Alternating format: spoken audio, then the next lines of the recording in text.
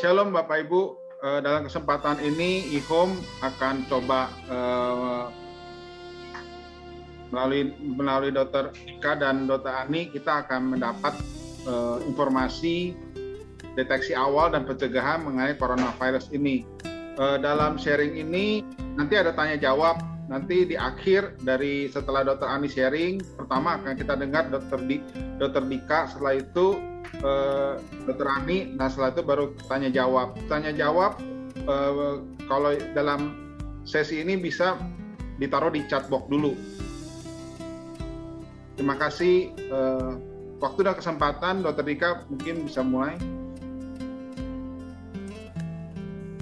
Halo, selamat malam semua. Shalom. Ya, selamat malam ya semua. Pada hari ini nanti saya sama Dr. Agni ingin sharing aja seputar COVID, karena memang angkanya lagi banyak sekali COVID ini, jadi kita harus hati-hati. Nah, nanti saya akan bawain presentasi dulu, nanti kalau ada pertanyaan bisa di akhir gitu. Jadi COVID itu kalau kita mungkin ingat namanya adalah SARS-CoV-2 sebetulnya. COVID itu nama penyakit, tapi nama virusnya sebenarnya adalah virus corona. Ini memang ngetrennya pada waktu 2019 itu. Nah, pada waktu itu kan sebetulnya kalau saya juga pikir-pikir gitu ya, Indonesia kena pandemi itu mungkin baru ngetren 2019. Dari sejak waktu saya dulu masih kecil sampai besar itu saya ingat waktu kecil itu ada yang ngetren itu penyakitnya SARS gitu ya, waktu zaman masih sekolah. Nah, di situ ada dari radio dengar-dengar, oh SARS itu begini begitu, oh bahaya gitu ya, harus pakai masker lah, pakai ini pakai itu. Tapi kalau buat saya sendiri, saya nggak pernah ngalamin pandemi yang sampai kayak gini gitu ya. Jadi begitu waktu awal 2019 pun saya berpikir, oke, saya pernah kuliah kedokteran dan saya pernah belajar wabah itu bisa kejadian gitu. Tapi ya mengetahui teori dan mengetahui praktek itu beda. Nah, begitu 2019 awal muncul ada berita COVID, saya pun mikir, wah ini bahaya gitu ya. Apakah akan sampai ke Indonesia? Ternyata sampai, dan sekarang dampaknya pun besar banget. Nah, sekarang kita coba lihat sedikit untuk COVID ini. Jadi kalau waktu saya iseng-iseng, waktu COVID-nya lagi banyak, saya coba melihat berapa sih jumlah penduduk dunia gitu ya. Dan per Juli ini penduduk dunia itu ada 7,8 miliar orang, jumlahnya banyak. Lalu kalau kita lihat jumlah COVID-nya ada berapa per Juli, itu ada 145 juta. Jadi kalau saya iseng-iseng bagi dengan anggapannya, semua orang yang kena COVID itu adalah orang yang baru. Jadi bukan orang yang sudah pernah kena, lalu kena lagi, kita anggap saja orang baru semua gitu ya. Jadi yang udah pernah kena itu anggapannya 2,37% penduduk dunia. Atau 1/44 orang. Biasanya kalau di tempat praktek gitu, pada saat saya suspek seseorang itu COVID atau tidak, saya selalu nanya, ibu ada kontak nggak, ini nggak, itu nggak. Biasanya jawabannya nggak semua gitu. Sampai saya bilang, saat ini banyak loh Bu, yang kemari aja, ini bisa 50%-nya COVID. Dia selalu nanya, oh banyak ya dok? Sebenarnya banyak. Kenapa? Karena kalau kita lihat data aja, ini adalah data yang sudah terrecord. Alias kalau anggaplah kita jalan-jalan keluar, kita lihat ada 44 orang, mestinya ada satu yang antara dia pernah kena COVID atau dia sudah sembuh. Jadi banyak gitu ya. Nah, ini data WHO yang saya lihat juga beberapa hari lalu. Yang terkonfirm itu seperti yang tadi, 145 juta, yang meninggal itu 4 juta gitu ya. Alias kalau kita bagi yang meninggal juga kira-kira 2%. Sebetulnya angka ini agak serem begitu saya lihat ulang. Kenapa? Karena mostly orang yang kena COVID itu kan biasanya ringan. Dan mereka biasanya tidak terlalu aware mereka itu kena. Rata-rata pasien baru mulai sadar mereka kena COVID pada saat hasil tesnya itu ditunjukin. Ini Bapak Ibu kena ya COVID gitu, dan mereka baru, oh saya kena ya gitu. Kenapa? Karena memang mostly ringan. Beda sama penyakit-penyakit dulu yang kalau pandemi itu orang sekali kena sampai sesak. Itu lebih mudah orang menerima, oh saya ini COVID. Tapi kalau yang sekarang orang itu lebih nggak siap. Nah, tapi kalau kita lihat datanya agak serem juga, 2%. Ya, jadi kalau ada orang batuk pilek 100 orang, 2-nya meninggal itu kan buat saya itu agak serem begitu. Nah, jadi cukup besar. Nah, lalu kalau kita bicara mengenai apa sih yang serem dari COVID, yang pertama tentu kita jawabnya satu bisa meninggal, betul. Tapi bagaimana seandainya, oke kita tidak meninggal, kita sembuh, tapi kita punya sesuatu hal yang ibaratnya kesehatan kita nggak seperti semula, ada sesuatu yang hilang gitu ya. Nah, lalu mulai ada yang menulis tentang hal ini. Jadi ada juga dokter-dokter yang di satu dunia itu mereka mengamati bagaimana sih orang yang sudah sembuh dari COVID. Apakah memang akan sembuh total, ataukah ternyata ada hal-hal yang mereka bawa gitu ya. Lalu ada istilahnya post-acute COVID syndrome. Ini apa? Sindrom sendiri itu artinya adalah kumpulan gejala. Post-acute itu artinya sesuatu yang sifatnya sudah lewat. Jadi pada saat kita bilang si A lagi kena COVID atau dia sedang sakit, kita berbicara COVID yang lagi terjadi. Yang biasanya setelah orang isolasi mandiri selesai, ya sudah habis saja gitu, nggak ada lagi. Nah itu kita akan bilang akut. Jadi terkena COVID yang masih akut. Nah tapi kita berbicaranya adalah periode waktu yang setelah itu. Bagaimana dengan orang yang sembuh? Apakah dia masih punya bekas? Jadi kalau kita lihat di sini, ini saya bacakan abstraknya aja.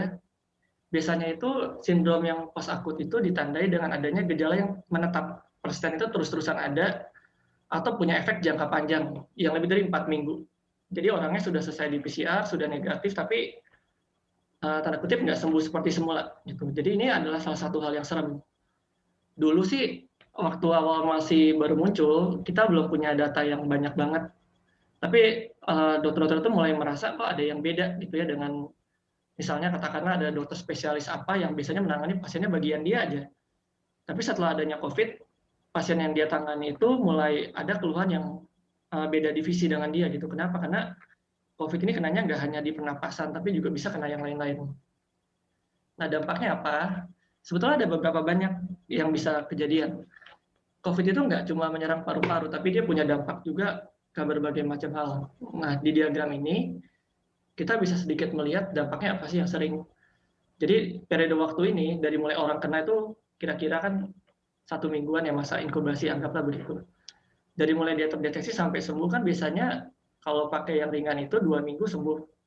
Atau ya kalau kita mau PCR ya dia PCR itu nggak akan lama. Seputaran 3-4 minggu biasanya sudah cenderung hilang. Nah tapi pada saat periode hilang itu kadang orang ada yang punya gejala menetap. Ada juga yang mungkin baru muncul gitu ya. Nah, gejala seperti apa? Gejala yang pertama dia gampang kelelahan, gitu ya.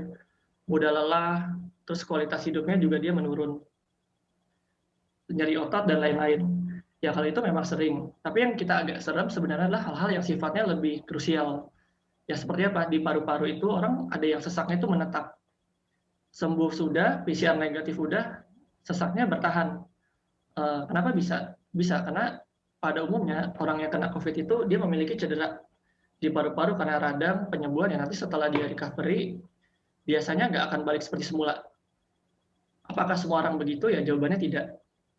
Banyak nggak yang seperti ini? Kalau secara angka lumayan, ada yang melaporkan belasan persen sampai berapa puluh. Pada umumnya yang kena begini adalah yang kena COVID-nya makin parah. Siapa saja yang kenanya makin parah? Biasanya yang sudah punya penyakit komorbid seperti diabetes, darah tinggi, atau memang dasarnya punya penyakit yang lebih berat gitu ya. Dan juga yang seiring dengan bertambahnya usia. Jadi kalau kita kena, maka kemungkinan kita kena yang parah itu lebih tinggi. Dan kalau kita kena yang parah lebih tinggi, ya kita kemungkinan bawa gejala sisanya pun makin tinggi. Gitu ya. Jadi kalau kita pikir COVID itu serem. Dan juga ada beberapa juga yang menulis ternyata nggak harus yang berat-berat. Yang ringan juga kadang ada yang punya gejala sisa gitu. Nah jadi ya ada bagusnya kalau kita tahu seperti ini, kita sebaiknya kalau bisa jangan kena. Walaupun dulu kan kalau awal-awal pandemi ada kan ada beberapa ahli dia menginginkan agar terjadinya herd immunity. Herd immunity itu artinya kekebalan kelompok gitu ya. Virus itu beda dengan bakteri. Artinya kalau memang virus dia punya waktu tertentu, tubuh kita sudah membentuk daya tahan ya nanti virusnya bisa mati. Anggaplah kita bisa mundurin waktu dan katakanlah kita tahu siapa orang pertama yang COVID di dunia ini. Maka kalau orang itu diisolasi dengan waktunya cukup, ya mungkin COVID sudah nggak ada gitu ya. Cuma karena kita nggak tahu dan semuanya gampang nyebar, ya akhirnya COVID jadi banyak. Gitu ya. Pada waktu itu saya masih ingat ada yang menulis juga bilang kemungkinan untuk bisa COVID ini selesai dari muka bumi, maka angka herd immunity itu adalah 70%. Artinya apa? Ya dari penduduk kita, katakanlah ada 100 juta orang, ya yang harus punya kekebalan itu 70-nya. 70%. Dari mana kekebalan? Dari vaksin atau dari pernah terkena, lalu dia sembuh.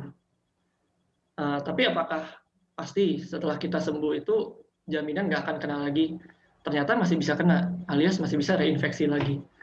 Tapi ya angkanya berapa saya pun belum dapat angka yang paling baru gitu ya. Jadi ya, COVID ini sebenarnya bahaya ya.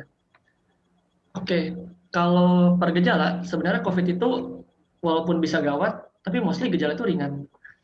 Gejala yang ada di COVID itu adalah gejala yang sakit orang pada umumnya, yaitu ya demam, batuk, kelelahan gitu ya. Rata-rata semua penyakit yang memang bisa kita alamin itu ada semua di COVID dan nggak langsung gawat. Nah, kalau di pedoman biasa mereka titik beratin pada demam dan batuk. Ditambah sebenarnya zona merah. Jadi siapapun yang ada di zona merah yang punya gejala begini alias tidak enak badan, sebaiknya kita anggap dia COVID sampai memang terbuktinya bukan. Tuh, karena ini adalah gejala-gejala yang sebenarnya bisa kejadian. Tapi betul, kalau kayak diare, mual muntah itu tidak spesifik, walaupun memang masih bisa. Yang lebih khas itu bisa gejala pernapasan seperti demam, batuk, ataupun sesak gitu ya, itu paling khas. Nah, kalau demam dan batuk ini bisa dari pedoman hanya perlu 2 untuk kita suspek. Tapi kalau gejala yang tidak spesifik biasanya 3 sih. Cuma maksudnya supaya kita lebih aware, kalau zaman sekarang ada orang yang katakanlah tidak fit, sebaiknya tidak dekat-dekat. Apapun itu, nggak fitnya apa, tetap kita jaga jarak gitu ya. Nah, lalu pertanyaannya kita ini kena COVID nggak sih? Tahu dari mana gitu? Sebenarnya kalau COVID itu kan, nanti saya akan kasih lihat diagramnya di belakang, kita bisa tahu kapan kita kena itu kalau kita tes sebenarnya. Definisinya banyak, cuma kita overview aja. Kapan kita curigai orang kena COVID? Yang pertama secara klinis yang tadi. Simpelnya itu ya sudah nggak enak badan sama kriteria epidemiologi. Ini apa? Ini adalah lebih seperti kriteria yang berdasarkan tempat. Ya seperti sekarang zona merah. Siapapun di Jakarta yang punya batuk pilek, sakit leher, yaitu gejala-gejala seperti biasa, disuspek COVID sampai terbukti bukan. Sesederhana itu. Jadi pada saat pasien itu biasanya konsul, saya selalu bilang, Bapak Ibu di swab ya, mau nggak? Gitu. Mereka selalu ngomong, saya cuma batuk pilek aja loh dok, seperti biasa. Dan ya memang itu rata-rata yang akan dikatakan pasien, karena kriterianya mereka masih ringan. Tapi berdasarkan pedoman itu, ini sudah masuk sebenarnya. Siapapun yang punya gejala itu, mereka itu dianggapnya COVID sampai memang bukan. Atau kita katakanlah sampai ada perlu dirawat, ya bisa dicurigai COVID. Atau orang nggak tahu apa-apa, tiba-tiba dia begitu di swab, antigennya positif. Nah, ada. Berdasarkan pedoman itu, dia masih dikatakan sebagai kasus suspek. Belum confirm. Oleh sebab itu, kita yang tesnya antigennya positif itu sebaiknya di PCR lagi. Alias dipastikan. Jadi jangan langsung kita anggap kita COVID. Walaupun memang sebenarnya antigen itu akuratnya tinggi sekali. Gitu ya. Lalu ada lagi yang lain gitu ya. Nah, di sini yang mau saya tekankan adalah kontak erat atau cluster. Atau juga ada juga orang kadang nggak tahu apa-apa, begitu di ronsen ternyata paru-paru gambarannya mendukung. Nah, kalau temuan seperti itu bisa kita tindak lanjut. Nah, khusus hilang penciuman atau perasa itu masuk ke dalam poin tersendiri. Alias kalau mereka ada ini kemungkinan kenanya itu besar. Saya lupa selama ini itu mungkin kalau dari pengalaman sendiri, kalau ada pasien yang mengeluhkan hilang penciuman, maksudnya memang tanpa karena gangguan saraf atau apa gitu ya, rata-rata di PCR belum ada yang negatif, jadi semuanya itu kena begitu ada yang hilang penciuman atau perasa. Tapi kalau memang yang munculnya baru gitu ya, kalau yang munculnya sudah 1-2 bulan sih biasanya sudah enggak. Nah, lalu yang penting itu kadang orang bertanya juga, dok saya ketemu orang yang ini nih yang positif, saya harus swab nggak? Nah, kalau di pedoman, dia biasanya mendefinisikan kontak erat itu adalah kontak yang pertama jaraknya dekat, baik dia bicara atau memang jaraknya itu kurang dari 1 meter, lebih dari 15 menit, atau ada sentuhan fisik. Jadi kalau ibaratnya kita hanya numpang lewat, pakai masker, dan katakan lewatnya di taman, yaitu tidak masuk kontak erat, karena hanya numpang lewat. Tapi yang perlu kita ingat, walaupun disebutnya kontak erat ini adalah pedoman yang munculnya itu Desember akhir ya, atau diterbitinnya Januari. Kemarin setelah saya mempersiapkan ini juga saya coba cari sih belum ada pedoman yang baru lagi. Sementara masih pakai yang ini, kriteria kontak erat ini. Tapi kalau kita ikutin berita nanti kan bahkan ada varian-varian gitu ya. Jadi walaupun kontak erat itu ada kriteria waktu ya, sebaik kita jangan dekat-dekat sama orang gitu ya. Oke, kalau yang di sini saya cuma pengen jelasin apa sih bedanya gejala COVID. COVID itu sebenarnya secara umum itu gejalanya sangat variasi. Kalau dibilang bahaya ya bahaya, dibilang enggak ya tergantung juga orangnya kena yang mana gitu. Bisa ada yang nggak ada gejala, ringan, sedang, atau berat. Patokan kita sebenarnya hanyalah ringan atau tanpa gejala atau bukan gitu. Saya ada batasin di tengah ini, ada garis. Artinya kalau kita kenanya sedang itu wajib rawat. Perbedaannya apa? Kalau sedang sama berat biasanya lebih gampang dibedain. Dan orangnya pun sudah nyadar biasanya dia itu ada yang nggak biasa. Bedanya di mana ya? Kalau sedang biasanya sudah mulai tanda-tanda sesaknya ada. Sederhananya kalau untuk kita di sini mungkin kita biar jangan terlalu teoritis. Mudahnya gini, kalau kita kena COVID ada sesak, biasanya itu tandanya kita nggak boleh di rumah, alias harus dirawat di rumah sakit. Itu jangan di rumah. Sederhananya gitu ya. Ini kalau lain-lain itu kriteria dari kedokteran aja sih. Oke. Nah, sekarang pemeriksaan apa sih yang bisa dilakukan gitu ya kalau untuk COVID? Sekarang macam-macam, tapi kalau kita melihat yang paling umum, pertama itu biasanya rapid antibody. Dulu zaman-zaman COVID-nya baru ada, yang paling ngetren itu adalah pemeriksaan antibody yang kita bisa tusuk dari darah sendiri, dari jari, kita tusuk lalu kita tetesin. Biasanya itu terkenal sekali, sampai-sampai di bagian tempat-tempat lain yang tempat usaha itu mereka mencantumkan hasil foto dari si rapid antibody ini. Tapi kalau kita lihat sekarang, penggunaan rapid antibody itu udah turun. Kenapa? Karena biasanya dia digantikan sama antigen. Secara teori, antigen itu lebih bagus untuk screening daripada antibody. Kenapa? Karena antigen itu biasanya dia mendeteksi lebih cepat. Kalau antibody, anggaplah orang itu memang baru kena gitu ya. Biasanya antibodinya baru mulai kedeteksi itu sekitar 2 minggu. Alias waktu-waktu di mana dia udah mau sembuh malah justru baru ada. Nah, dalam periode itu, takutnya si orang itu sudah kemana-mana, sudah nyebarin, baru ketahuan, oh saya ternyata kena ya. Itu. Nah sekarang yang lebih laku adalah antigen. Dan sekarang yang melakukan antigen itu banyak banget. Sangat banyak. Dan rata-rata yang melakukannya nggak cuma tenaga kesehatan. Pasien juga rata-rata melakukan sendiri gitu. Walaupun kadang, saya nggak tahu mungkin sudah ikut pelatihan ataukah memang latihan untuk colok sendiri gitu ya. Sampai pernah juga saya ketemu ada pasien yang ya unik-unik juga gitu ya. Dia beli alat rapid antigen satu box kan isinya bisa 20 atau 25 tuh.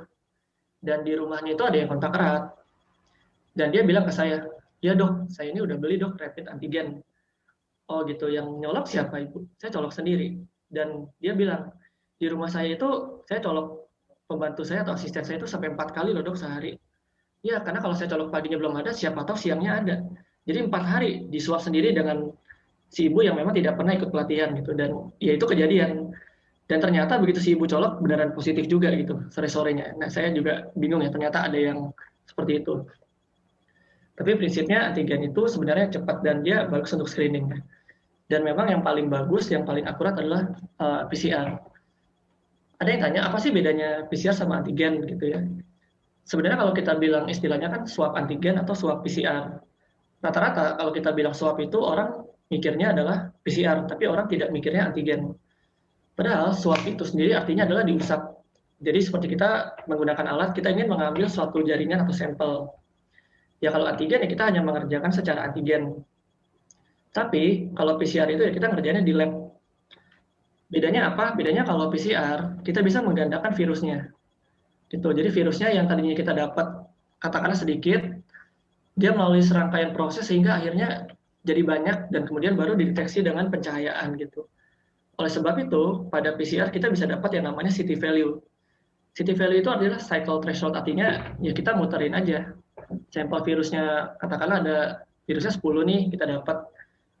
Dari alatnya, dia akan menggandakan jadi misalnya 20, itu satu kali putar. Lalu dikasih pencahayaan, sudah ada belum? Oh belum. Dia akan lakukan running sekali lagi. Yang tadinya 20, jumlah virus jadi lebih banyak, jadi 40, 80, dan seterusnya itu adalah city value. Jadi, kalau kita dapat pasien yang city value-nya rendah, artinya ya virusnya sudah banyak. Karena baru digandakan sedikit saja, dia sudah cukup bermakna atau bernilai gitu ya. Oleh sebab itu, PCR itu kita lebih jadikan gold standar. PCR yang dari mana? Yang dari swab yang hidung sebenarnya. Ada nggak metode PCR yang lebih akurat daripada swab hidung? Sebenarnya ada. Itu yang dari paru-paru. Cuma kalau dari paru-paru, biasanya ngakuinnya harus endoskopi dan itu tidak praktis. Gitu ya. Oke, Nah, ini pada diagram ini saya nggak ada menunjukkan yang swab antigen. Tapi intinya pada diagram ini kita bisa tahu bahwa ternyata setiap pemeriksaan COVID itu bergantung pada waktu. Kadang ada juga pasien yang dia mempertanyakan, kenapa saya swab di sini positif, besoknya saya swab di sini negatif. Jadi pakai yang mana gitu ya. Kadang banyak yang nanya. Tapi intinya yang kita harus tahu, COVID itu pemeriksaannya akan bergantung pada waktunya kita melakukannya itu. Jadi pada waktu kita nggak punya gejala, ya pada umumnya orang jarang ngecek gitu ya. Jarang ngecek, tapi sebenarnya bukannya nggak bisa dicek, bisa. Kenapa garis ini tuh menunjukkan kemungkinan kita bisa dapat angkanya pada saat kita melakukan pemeriksaan. Yang garis biru ini adalah garisan yang paling umum. Kita ngambil dari hidung bagian belakangnya, dasar hidung. Nah, kita lihat ternyata dia masih bisa positif lama loh. Dengan paling lama itu sampai ada yang 1 bulan lebih. Berapa lama pasien yang saya dapat masih positif? Ada yang hampir 3 bulan. Jadi pasiennya udah sehat, dapat, tapi memang tiap kali di swab masih ada. CT value-nya makin lama memang makin naik, sekitar 30 begitu. Nah, tetapi ternyata ada juga dia nge-swabnya dari tempat yang lain. Misalnya cuma dari jalan napas atau dari mana yang lain yang bukan nasofaring gitu ya, atau belakang hidung, ternyata negatifnya lebih cepat. Nah, yang paling lama itu, yang salah satu yang akurat, itu adalah yang ini, yang garisnya ungu. Yang ngambil dari paru-paru. Karena ternyata setelah diteliti, dari dahak orang itu banyak juga. Dan selain itu ternyata dari feses manusia pun bisa ada ditemukan. Dan dia hilangnya cukup lama juga dari feses gitu ya. Nah, sekarang garis putus-putus. Ini adalah pemeriksaan yang dulu awal-awal itu sangat terjangkau, jadi orang ngeceknya ini. Ini ada IgM sama IgG antibody. Bedanya apa? IgM pada umumnya dia munculnya lebih cepat dan hilangnya bisa juga lebih cepat. Jadi, ya kita kadang bisa menjadikan itu sebagai patokan. Kalau memang orang yang nggak pernah divaksin, biasanya IgM IgG baru ada kalau orang itu tertular COVID. Gitu. Jadi kalau orang sudah pernah vaksin, suatu ketika nanti dites ya biasanya IgM sama IgG-nya ada. Jadi ya kita sudah nggak pakai lagi sebagai alat diagnostik, tapi lebih ke ya lihat saja lagi ada yang baru atau enggak gitu ya. Nah dari sini kan kita punya gambaran, wah kira-kira orang ini kena COVID-nya kapan sih? Kalau dua-duanya masih ada ya mungkin kisarannya 1-2 bulan. Tapi kalau udah makin lama ya sudah nggak ada. Gitu ya. Kalau antigen di mana? Antigen itu akan mirip-mirip PCR. Biasanya kalau misalnya kita mau tes antigen, saya sih sarankannya bisa 5 hari dari sejak kontak yang kita benar-benar aware. Misalnya ada satu ketika kita makan dengan orang lain dan ternyata orang itu COVID. Kalau kita mau swabnya katakanlah dengan antigen, walaupun sebenarnya kita kalau sudah jelas kayak gitu jangan pakai antigen lagi, sebaiknya tunggu 5 hari. Karena kalau kita baru kena hari ini, kita nge-swabnya besok, nge-swabnya lusa, ya biasanya dapatnya negatif karena virusnya belum banyak di tubuh. Gitu. Dia perlu waktu sampai virusnya cukup banyak untuk positif.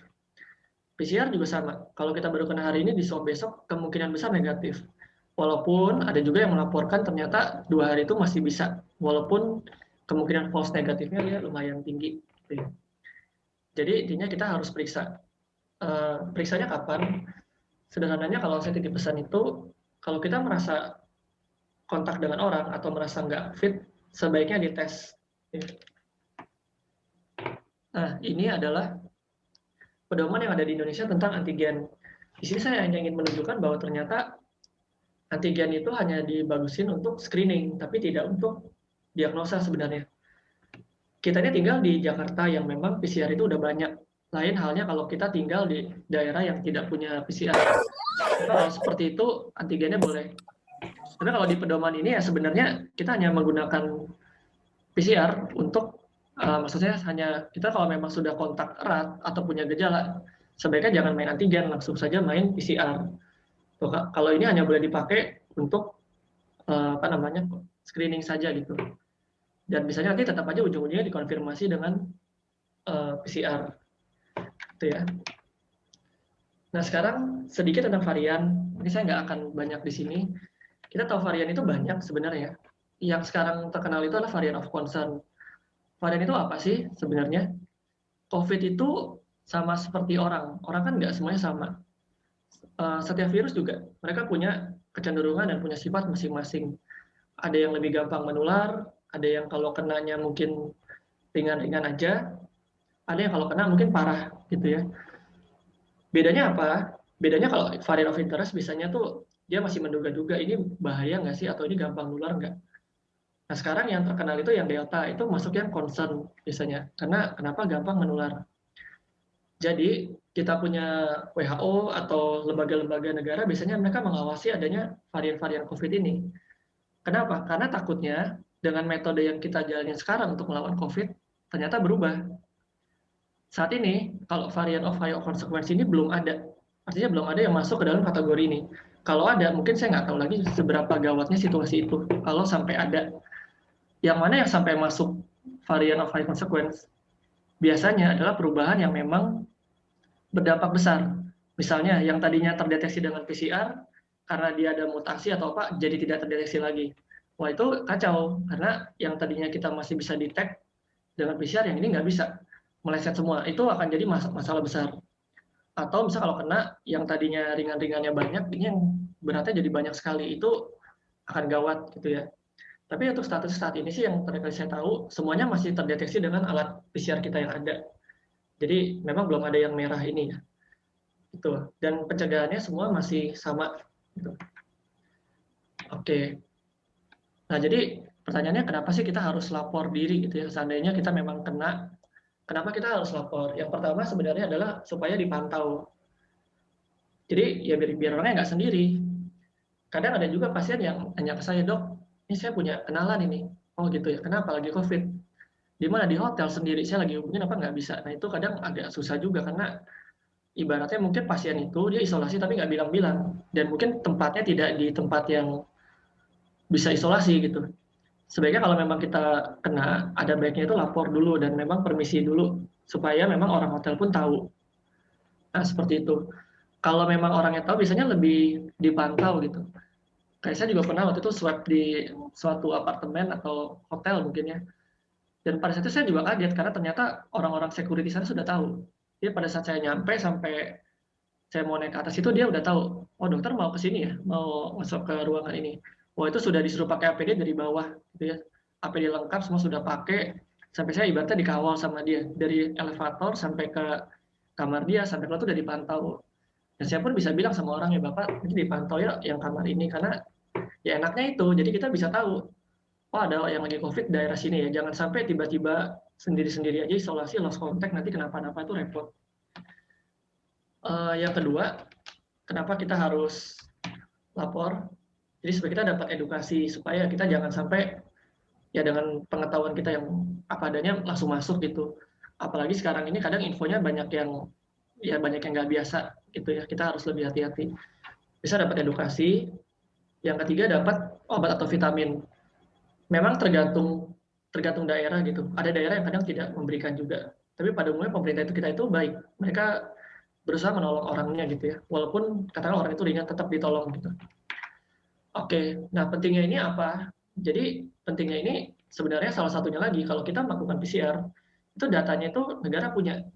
Jadi dia bisa pantau kemungkinan penyebarannya seperti apa. Nah, kalau tadi kan saya ada singgung sedikit mengenai varian. Cara taunya varian itu gimana sih? Dia ada pemeriksaan namanya whole genome sequencing. Jadi, dari si virus itu DNA-nya diurutin. Lalu akan dibaca kodenya untuk dia tentukan, oh ternyata virus yang ini delta, yang ini beta, dan lain sebagainya gitu. Jadi dengan kita melapor juga, dengan kita dicek itu, sebenarnya itu bantu pemerintah juga. Sebenarnya kalau ada apa-apa, mereka bisa deteknya lebih cepat. Nah, kayak gitu sih. Oke, pencegahan sebenarnya kita mungkin udah tahu banyak ya tentang pencegahan COVID itu seperti apa. Saya ingin sedikit gambarin mengenai penyebaran COVID yang kadang orang mungkin kurang aware. Jadi kalau kita lihat di sisi yang sebelah kiri, pada orang yang COVID itu biasanya mereka itu akan nyebarin droplet. Itu biasanya orang kalau yang saya temuin ya orang lebih takut droplet yang di permukaan daripada yang di udara. Sering. Jadi tiap kali mereka datang berobat gitu ya atau apa biasanya mereka semprot-semprot dulu kursi atau apa. Bagus, saya bilang itu bagus juga gitu ya sebagai pencegahan. Tapi yang lebih krusial sebenarnya di udara kalau menurut saya.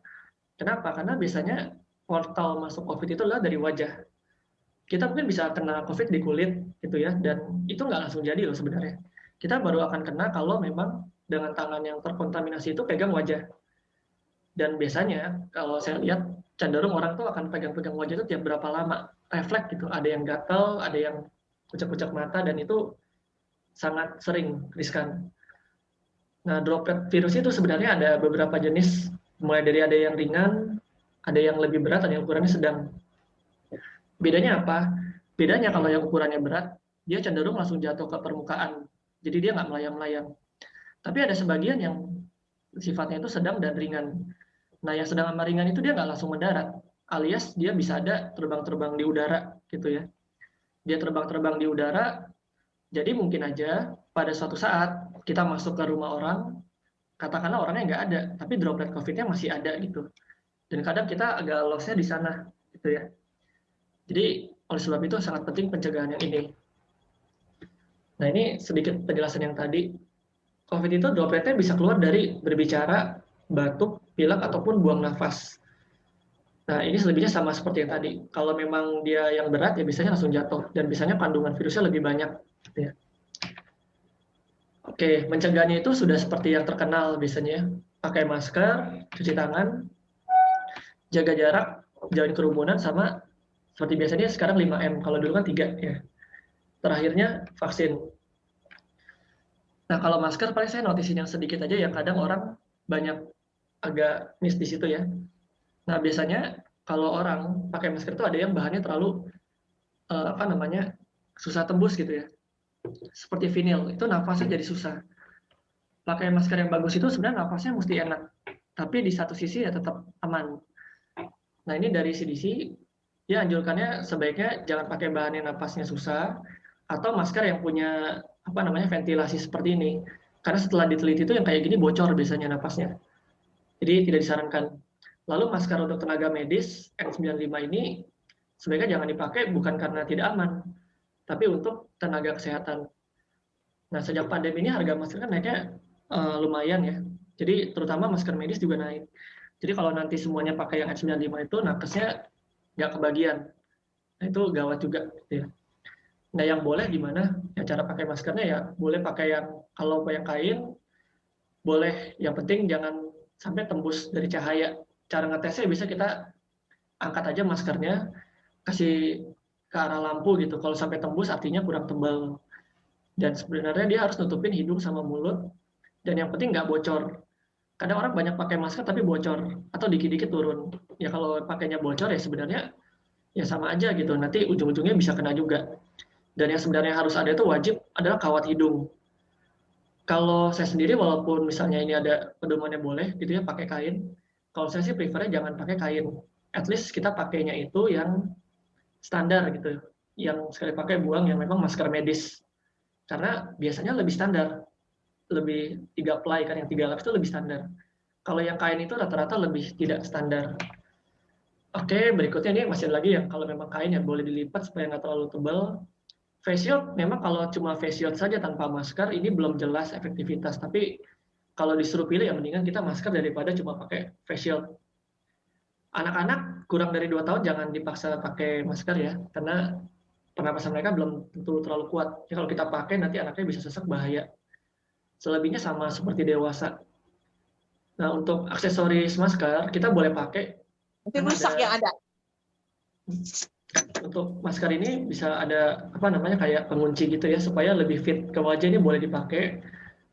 Mendouble masker boleh nggak? Sebenarnya untuk mendouble masker itu ada beberapa versi. Ada yang bilang boleh, ada yang bilang tidak gitu ya. Cuma kalau dari CDC sih bilangnya boleh. Yang digabung apa?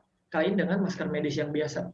Pakai kainnya di luar, tujuannya supaya lebih fit aja gitu. Ya, seperti itu sih. Oke, untuk masker itu sebenarnya yang standar itu kalau kita mau cari, boleh cari yang KN95. Jadi bukan masker medis yang N, tapi depannya ada huruf K, KN95.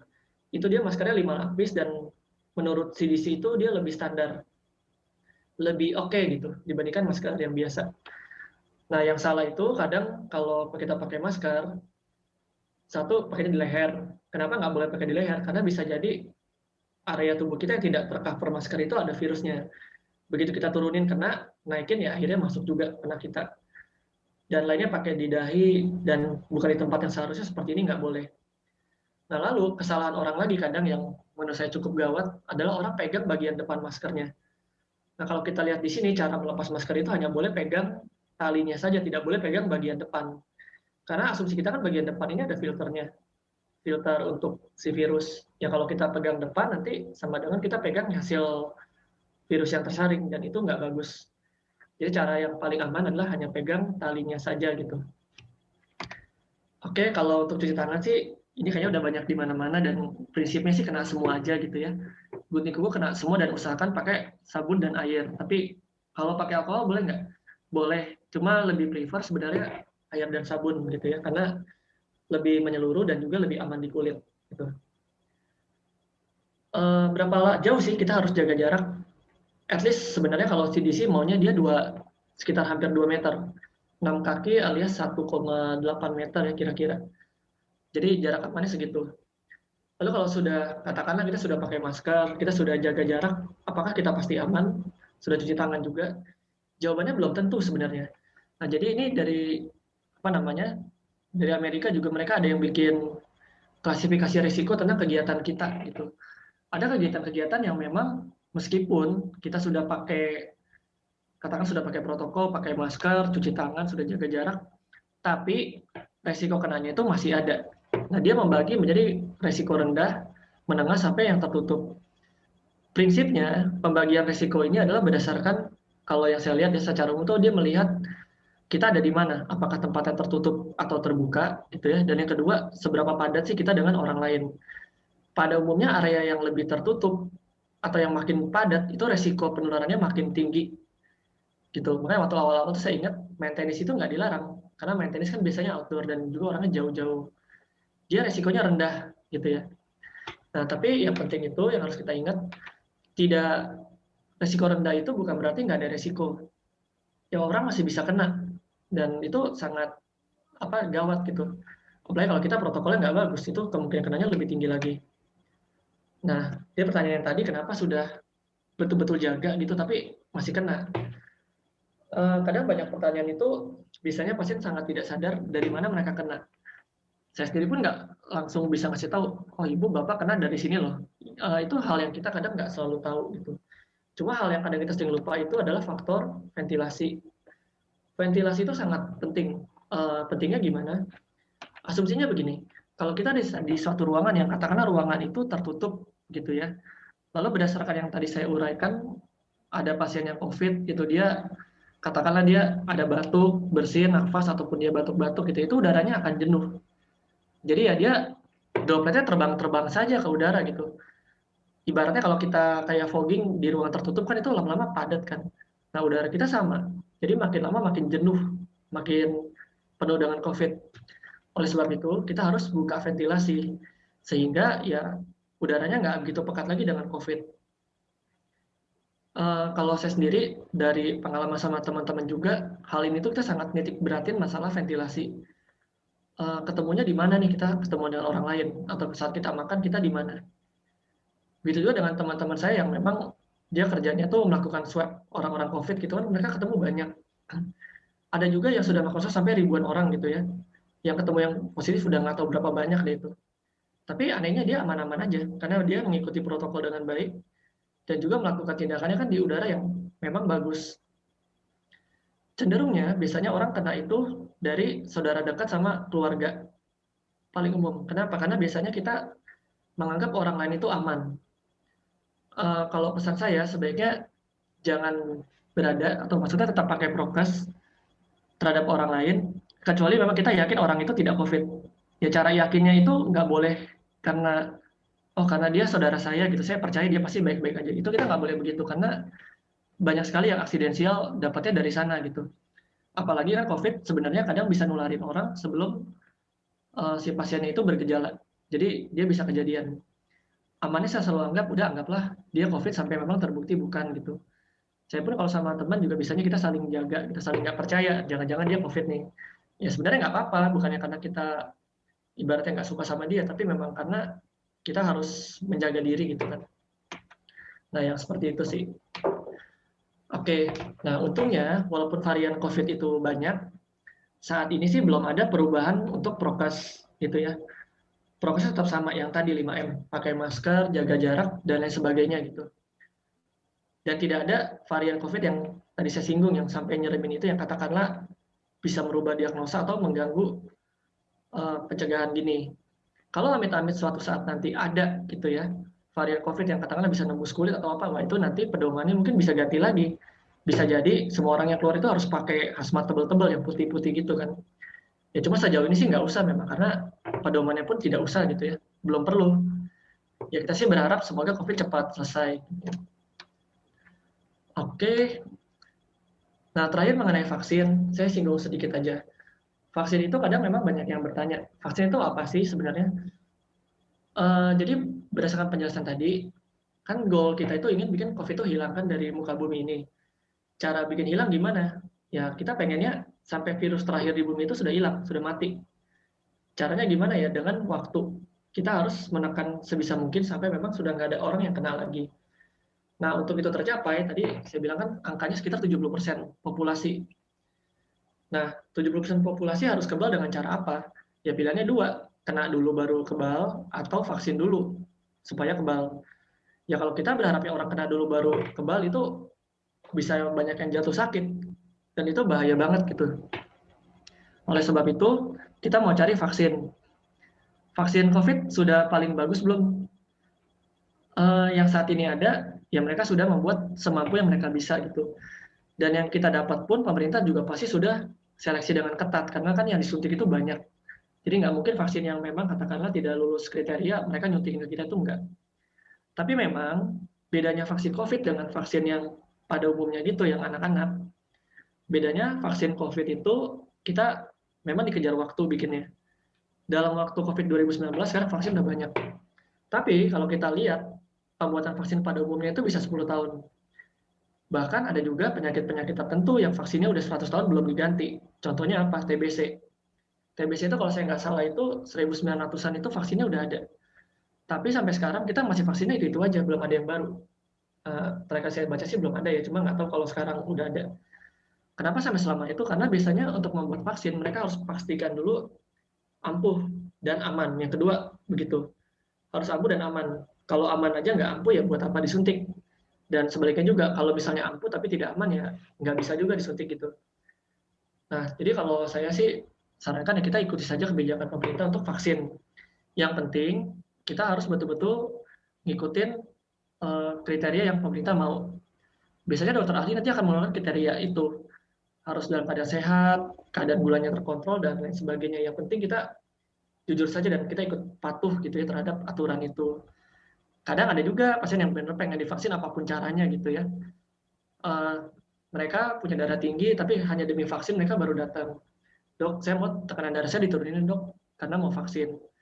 Nah sebenarnya vaksin nggak vaksin kan memang tekanan darahnya harus turun. Gitu. Jadi yang penting kita sebenarnya ngikutin seperti yang seharusnya aja gitu ya. Nah ini kadang entah kenapa gitu ya, kalau yang namanya topik ngetrend itu biasanya banyak yang informasi yang sumbernya mungkin nggak dari yang terpercaya gitu, banyak yang ya dari mana lah gitu ya, banyak terutama kalau sekarang sih vitamin-vitamin tuh banyak juga yang kadang punya pendapat oh barang A ini bagus, B itu bagus. Nah intinya yang saya ingin sampaikan, vaksin COVID itu yang sudah bisa beredar ke kita itu biasanya sudah melalui proses seleksi yang ketat gitu, jadi yang nggak ada yang aneh-aneh di dalamnya gitu. Kadang ada juga yang mereka terlalu khawatir atau terutama memang yang pendidikannya kurang gitu ya, mereka sangat takut dengan namanya vaksin. Nah, apalagi kalau kita melihat situasi belakangan ini yang lagi gelombang kedua kan, COVID kan banyak nih. Jadi kadang pasien itu mereka menyalahkan vaksin. Saya ini positif karena divaksin. Padahal ya karena COVID-nya lagi banyak banget dan kebetulan aja kenanya mereka lagi dekat-dekat vaksin, ya mereka berpikiran saya sebelum suntik nggak apa-apa kok. Kok sekarang habis suntik saya jadi batuk, jadi sakit, jadi kayak gini ini pasti karena vaksin. Nah, bahkan sampai kadang-kadang ada juga orang khawatir. Dia sampai memilih lebih baik saya berhenti kerja daripada dipaksa oleh tempat kerja untuk vaksin. Karena ada, saya juga baru berbicara sama yang punya perusahaan gitu ya. Ya karena memang pendidikannya kurang, orang itu lebih percaya temannya atau apa. Dan mereka beneran milih keluar, lebih baik nggak kerja gitu daripada divaksin atau kena lain-lain gitu. Dan itu agak sedih juga kita kadang dengar itu ya. Oke, jadi untuk vaksin memang prinsipnya itu sedang dikembangkan gitu ya. Kita sedang berusaha dapetin vaksin yang sebaik mungkin. Walaupun sekarang kalau kita lihat izin penggunaan itu izin penggunaan darurat semua. Betul, karena ya tadi untuk bikin vaksin 1 sampai bagus banget itu butuh waktu dan nggak cepat. Ya untuk saat ini kita tetap jaga prokes gitu. Baik vaksin ataupun tidak vaksin, tidak jaminan pasti kebal 100%. Bahkan mau vaksin yang efektivitasnya 90% sekalipun, ya kan tidak 100%. Ya alias yang disuntik masih bisa kena gitu. Jadi prokesnya tetap harus jalan. Begitu juga dengan kita yang mungkin sudah pernah kena COVID, prokes tetap harus jalan. Ya kenapa? Karena bisa aja nanti ada varian baru, kena lagi, ya bisa aja kan, kita nggak pernah ada yang tahu. Oke, kayaknya ini slide terakhir deh. Nah, yang terakhir itu saya pernah bicara juga sama dokter spesialis gitu ya, saya ngobrol-ngobrol sama dokternya. Saya tanya, dok, menurut dokter, COVID ini bisa habis nggak sih? Karena pada waktu itu pun saya berpikir, loh ini varian baru terus nih, kapan habisnya? Nanti jangan-jangan COVID ini nggak pernah berakhir gitu. Bisa nggak pernah berakhir? Si dokter jawab, bisa jadi gitu. Tapi kita nggak tahu, dia bilang. Varian baru ya bisa jadi mungkin ada. Cuma kalau kita lihat data yang sekarang, oke katakanlah mungkin nanti ada yang bilang, oh COVID ini nanti akan jadi seperti flu biasa. Saya tetap menganggap mungkin itu serem. Ya kenapa? Karena kalau dari datanya itu sekarang yang meninggal itu 2%. Dan kalau tetap begini kan ada serem. Kalau kena kita punya resiko 2% meninggal gitu ya. Itu serem sekali. Harapannya semoga dengan adanya vaksin itu ya kalaupun kena nggak berat gitu ya, atau kalau bisa ya COVID berakhir. Jadi pesan saya terhadap semua yang di sini, kita tetap jaga diri ya, tetap hati-hati gitu terhadap COVID. Oke, kalau dari saya udah selesai. Ya, mungkin masuk ke sesi tanya jawab. Ya. Oke, sekian dari saya. Terima kasih. Thank you, Dr. Dika. Mungkin ada tambahan dari Bu Afni sebelum kita masuk ke tanya jawab. Shalom, selamat malam. Terima kasih atas kesempatan yang diberikan. Tadi Dr. Adhika sudah menjelaskan secara lengkap mengenai COVID. Mungkin saya hanya akan menambahkan bahwa dengan kita mendengar dan menyimak tentang penjelasan dari Dr. Adhika, kita jadi mengerti mengenai virus tersebut. Jadi dengan mengerti wabah ini sementara terjadi, kita jangan takut, jangan panik, tapi harus familiar dengan COVID virus ini dengan melakukan langkah hidup sehat, mempunyai kebiasaan-kebiasaan baru, meningkatkan imunitas, dan melakukan vaksinasi COVID. Dalam hal ini sebenarnya mengenai virus ini tadi secara awal mungkin kita harus tahu bahwa dia bisa ada di mana aja, terutama di daerah ruangan tertutup, dia bisa ada di permukaan, sehingga kalau kita menyentuh sesuatu harus sering cuci tangan, jangan memegang wajah, terutama hidung dan mulut, supaya virus itu tidak cepat langsung masuk ke paru, kemudian memakai toilet umum, handle-handle pintu sering dibersihkan, itu hal-hal yang praktis. Kemudian mengenai hidup sehat itu, hidup jasmani maupun rohani dalam hal ini ya. Jadi hidup yang rohani kita harus bahagia, bisa menerima kenyataan. Kemudian hidup sehat itu sebenarnya sudah tahu semua ya, yang tidur 8 jam, makan yang sehat, jemur pagi. Hal-hal ini harus seimbang dalam arti tidur harus cukup, bukan berarti tidur kurang terus makannya jadi banyak. Jadi hal rohani, jasmani itu harus seimbang supaya tujuan kita meningkatkan imunitas tubuh. Walaupun kita tahu bahwa imunitas tubuh pada orang tua atau anak kecil, bayi lebih rentan, tetapi jangan lupa juga kalau kita orang dewasa tapi kita kurang tidur, kita stres, tidak bahagia, makan tidak teratur, itu juga bisa menurunkan imunitas.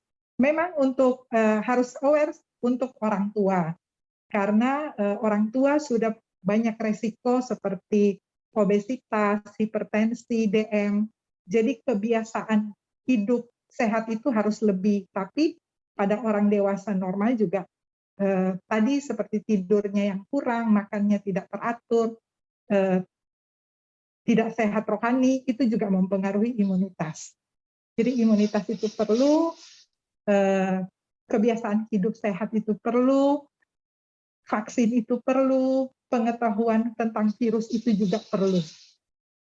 Sekarang kita masuk dalam sesi tanya jawab.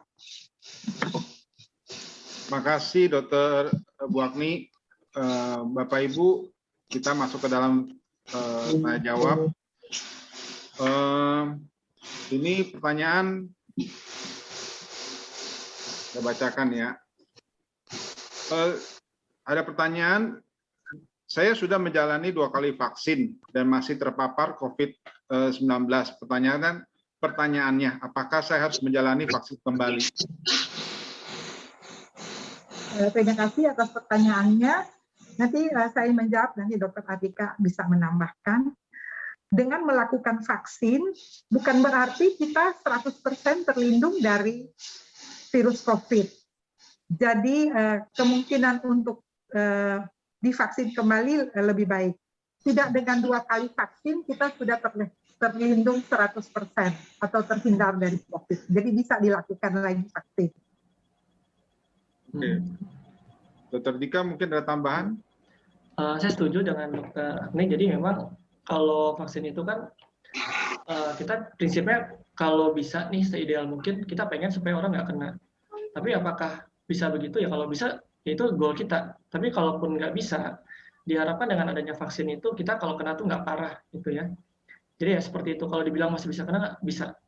Jadi ya nanti kalau kedepannya mungkin ya saya nggak tahu. Bisa jadi orang divaksin lebih dari 2 kali suntik. Oke. Pertanyaan selanjutnya. Bapak Ibu yang ingin memberikan pertanyaan bisa melalui chat box. Cuman sekiranya nggak dijawab melalui sesi ini, takut waktunya habis, mungkin bisa bantu lampirkan nomor WA. Nanti akan dijawab, diteruskan jawabannya melalui WA. Oke, saya lanjut ke pertanyaan kedua. Kalau COVID memang kalau habis COVID memang penting ya cek di dimer, maksudnya kekentalan darah. Mungkin maksudnya setelah kena COVID, apakah kita perlu cek kekentalan darah? Pengecekan D-dimer atau kekentalan darah sebaiknya pada waktu COVID, bukan setelah COVID. Pada waktu COVID, pada waktu terjangkit Bu ya berarti ya? Iya, bukan sesudah. Mungkin Dokter Atika bisa nambah. Ya, saya setuju Dok. Jadi memang kalau D-dimer itu kan sebenarnya salah satu petanda kita punya tubuh ada penggumpalan gitu ya, salah satunya. Memang kalau perpedoman itu dia nyuruhnya kalau ada COVID yang berat atau yang sudah derajat sedang itu dianjurkan untuk dilakukan pemeriksaan. Setelahnya bisa nggak? Ya sebenarnya kalau setelahnya ya kita bisa melihat kondisi klinis masing-masing pasien. Ya katakanlah kalau memang sudah sembuh lalu belum pulih betul atau punya gejala, ya kadang bisa di work up lebih lanjut dengan cara ngecek. Ya, tapi apakah harus semuanya dicekin ya? Enggak sih, tergantung. Seperti yang tadi aja sih Pak. Gitu. Oke. Setelah pertanyaan selanjutnya, setelah vaksin kedua, apakah perlu booster vaksin supaya kekebalan tubuh meningkat? Terus pengertian dari booster vaksin ini apa gitu? Baik, ternyata banyak yang ingin tahu tentang vaksin ya Pak Ferry ya. Ya. Jadi booster itu kan dari menambah ya. Booster vaksin itu menambah vaksin. Itu seperti yang ditanyakan pertama, jadi bisa dilakukan. Karena vaksin itu tidak permanen, kita tetap seperti itu, jadi bisa ditambah. Booster. Jadi booster vaksin itu jadi sama seperti vaksin Bu atau bagaimana? Iya, sama seperti vaksin. Ya mungkin lebih ke istilah aja Pak. Jadi booster itu istilah kita untuk memperkuat vaksin yang kita udah dapat gitu. Misalkan kita udah pernah vaksin yang anak-anak gitu ya, mau kasih lagi boleh nggak? Ya sebenarnya boleh-boleh aja supaya daya tahan tubuh kita tetap tinggi Ya tujuannya itu hanya istilah aja sih Pak. Itu boleh dilakukan. Sekiranya kalau sudah kita vaksin kedua, baiknya itu booster vaksin itu berapa lama? Kalau booster, yang saya tahu terakhir, kan kita ini kalau di Indonesia kan vaksin masih limited, masih terbatas. Jadi saat ini tidak ada booster untuk yang lain, gitu ya. Kecuali nanti katakanlah presiden vaksin udah banyak atau kebijakan pemerintahnya itu ada, maka tidak menutup kemungkinan orang itu boleh disuntik lebih dari dosis yang sudah ada gitu. Kalau sekarang kan Sinovac atau Astra kan suntik 2 kali. Boleh nggak nanti setelah misalnya katakanlah kita suntik Sinovac, nanti mau yang vaksin lain, Moderna kah atau Pfizer atau apa? Sebenarnya bukan yang nggak mungkin, tapi untuk saat ini kan ada faktor ketersediaan vaksin. Terakhir kali yang saya tahu sih belum boleh booster, karena memang banyak yang belum disuntik gitu. Kalau nanti semuanya udah, mungkin boleh lagi suntik yang ketiga, gitu ya, atau yang lebih banyak lagi. Sekarang berita terakhir untuk nakes sudah ada dari pemerintah diberikan karena banyak nakes yang terpapar lagi. Kalau tidak salah info sih Moderna ya. Untuk para nakes sudah ada diberikan secara gratis mulai minggu ini. Oke, thank you Bu Agni, Dr. Dika. Kita masuk ke pertanyaan selanjutnya. Jika kita ada cek tes antigen beberapa kali dengan hasil belum pernah terinfeksi COVID-19, tapi kadar vitamin D 250H defisiensi 18,2, apakah tidak masalah divaksin? Apakah bisa kemungkinan kita juga bergejala COVID dengan gejala berat akibat vitamin D dalam darah di bawah? Kekurangan vitamin D3 bukan patokan bahwa imun kita rendah ya, tapi bisa salah satu vitamin D3 itu menunjukkan imunitas kita. Jadi itu bukan patokan dan bisa dilakukan vaksin. Selanjutnya, pertanyaan nomor 5 ini sama dengan bertanya tentang booster vaksin juga. Ini berarti bisa didapatkan bebas ya oleh masyarakat umum yang ingin mendapatkan booster vaksin ini. Benar ya, Dok? Tetap harus kontrol dokter ya, tidak bisa vaksin sendiri. Oke. Jadi harus dibawa kontrol dokter dalam arti ada efek samping. Pertanyaan selanjutnya, apakah gejala penderita infeksi COVID-19 ini sama pada semua penderita infeksi COVID-19? Kalau secara gejala itu bisa bervariasi dari tiap orang. Nah, seperti yang ini tadi sudah sempat singgung ya, kalau orang kan kena COVID bisa ada yang ringan, bisa ada yang sedang, berat, sampai kritis gitu, dan tiap orang beda. Cuma ya kalau secara gambaran yang ringan, yang paling sering kita ketemu ya biasanya mirip-mirip. Ada demam, batuk ya gitu ya. Tapi ya overall ya tergantung kondisi fisik tiap orang. Kita kadang nggak bisa bilang juga sih. Karena bisa jadi kadang yang usianya muda justru malah kenanya berat, tapi yang sudah ada usia malah baik-baik saja. Itu juga bisa kejadian. Berarti harusnya tidak sama semua, Dok ya, gejalanya ya? Ya bisa ada yang mirip, bisa ada yang beda. Tapi tergantung orang masing-masing sih. Tergantung stamina masing-masingnya ya. Oke, saya lanjutkan. Jika OTG, apakah juga bisa mengalami post-sindrom yang disebutkan? Mungkin tadi yang dijelaskan oleh Dr. Dika. Ya, jadi memang kalau dari penelitian itu sih, yang saya baca dia tidak terlalu menyinggung yang OTG gitu ya. Dia mencoba untuk ngumpulin datanya selama ini. Jadi pertanyaan itu memang sangat spesifik dan hanya bisa dijawab dengan studi yang sudah dilakukan gitu. Pada artikel yang tadi saya tampilkan itu, biasanya dokter-dokternya itu dia ngikutin. Jadi si pasien yang sudah katakanlah sembuh dari COVID, dia follow up lagi 60 hari atau 100 hari dari sejak kena. Ya dari situ ditanyain, gimana Bapak, ada gejala ini enggak, itu enggak, lalu dikumpulin sehingga nanti jadi data. Kalau ditanya apakah bisa atau enggak, saya sih belum pernah baca artikel yang ngomong spesifik tentang OTG gitu ya. Cuma kalau dalam dunia kedokteran itu ya mungkin aja gitu bisa kejadian. Tapi ya dalam hal ini kita nggak pernah tahu gitu ya kalau sudah pernah kena. Ya, jadi jawabannya bisa-bisa aja, tapi saya pribadi belum pernah dapat data yang eksplisitnya sekali gitu. Oke, thank you Dr. Dika. Kita lanjutkan. ada beberapa teman yang tahun lalu kena COVID, tapi sampai sekarang indera penciuman dan perasa tidak kembali normal. Berarti tahun lalu kena COVID sampai hari ini dia punya indera penciuman dan perasa tidak normal seperti biasa. Apakah masih bisa kembali seperti sedia kala? Bisa dilakukan dengan minum vitamin-vitamin yang mempunyai efek di saraf perifer seperti neurobion, vitamin B1, B6, B12. Itu kita coba diminum tapi perlu waktu minum vitamin tersebut. Bu Akni, berhubungan dengan pertanyaan ini, saya kebetulan adik saya juga tahun lalu terjangkit COVID. Dia waktu itu 2 bulan 3 tahun lalu sampai hari ini nafasnya masih pendek. Ini gejalanya apakah seperti ini atau beda-beda, atau ada orang yang bisa langsung kembali pulih atau bagaimana? Karena ini nafasnya juga masih pendek sampai hari ini. Jadi setelah terserang COVID, pasti ada kerusakan di organ-organ tubuh tertentu. Pemulihan kerusakan itu perlu waktu, dan masing-masing orang beda.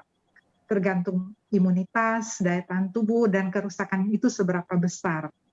Jadi walaupun kita sudah terserang COVID, tetap jaga kesehatan, meningkatkan imunitas, itu tetap dilakukan, tidak kendor seperti waktu kita dalam keadaan COVID. Jadi tetap kebiasaan untuk sehat, imunitas itu tetap terjaga, itu harus dilakukan terus. Walaupun sudah selesai COVID. Karena COVID itu bisa juga terjadi lagi, atau COVID yang terjadi pemulihannya itu belum cepat, perlu waktu. Jadi yang paling penting harus tetap imunitas tubuh dipertahankan maksimal. Terima kasih, Dok. Pertanyaan selanjutnya, teman saya anosmia, tapi 2 kali PCR hasilnya negatif. Itu bagaimana ya pengertiannya? Ya, jadi anosmia itu adalah suatu istilah kedokteran yang artinya tidak bisa mencium bau, gitu ya. Dalam hal ini, apakah pasti COVID? Ada beberapa kemungkinan. Yang pertama, belum tentu. Kenapa? Karena basically anosmia itu bisa terjadi selain COVID itu ada pada penyakit lain juga bisa. Contohnya sinusitis yang berat, gitu ya, pilek yang berat kadang bisa terjadi anosmia. Apakah pasti COVID? Belum tentu. Kalau memang penyebabnya bukan COVID. Contoh lain bisa juga ada gangguan pada saraf di penciuman, gitu ya. Gangguan sarafnya itu bikin orang itu anosmia. Dan katakanlah memang betulan COVID. Nah, lalu yang penting itu adalah kapan orang itu dites. Apakah memang waktu pengetesannya sudah bagus pada waktu virusnya lagi tinggi-tingginya, ataukah jangan-jangan anosmia ini memang karena sudah lama, seperti yang tadi ya, ibaratnya post-COVID. Artinya COVID sudah sembuh, tapi gejalanya dia masih ada. Ya kalau misalnya sudah sembuh lama, di PCR lagi ya, masih dia negatif. Tapi betul, gejalanya bisa ada. Jadi sebenarnya faktornya banyak. Tapi katakanlah memang beneran COVID, dan dia ditesnya pun di waktu yang benar, bisa nggak masih negatif? Sebenarnya bisa-bisa saja. Kenapa? Karena PCR itu multifaktor. Mulai dari yang ngambil, sampai yang di lab-nya diolah betul gitu ya. Samplingnya bagus atau tidak, sampelnya rusak atau enggak, itu kadang bisa juga. Jadi faktornya banyak. Oke, kita masuk ke pertanyaan 10.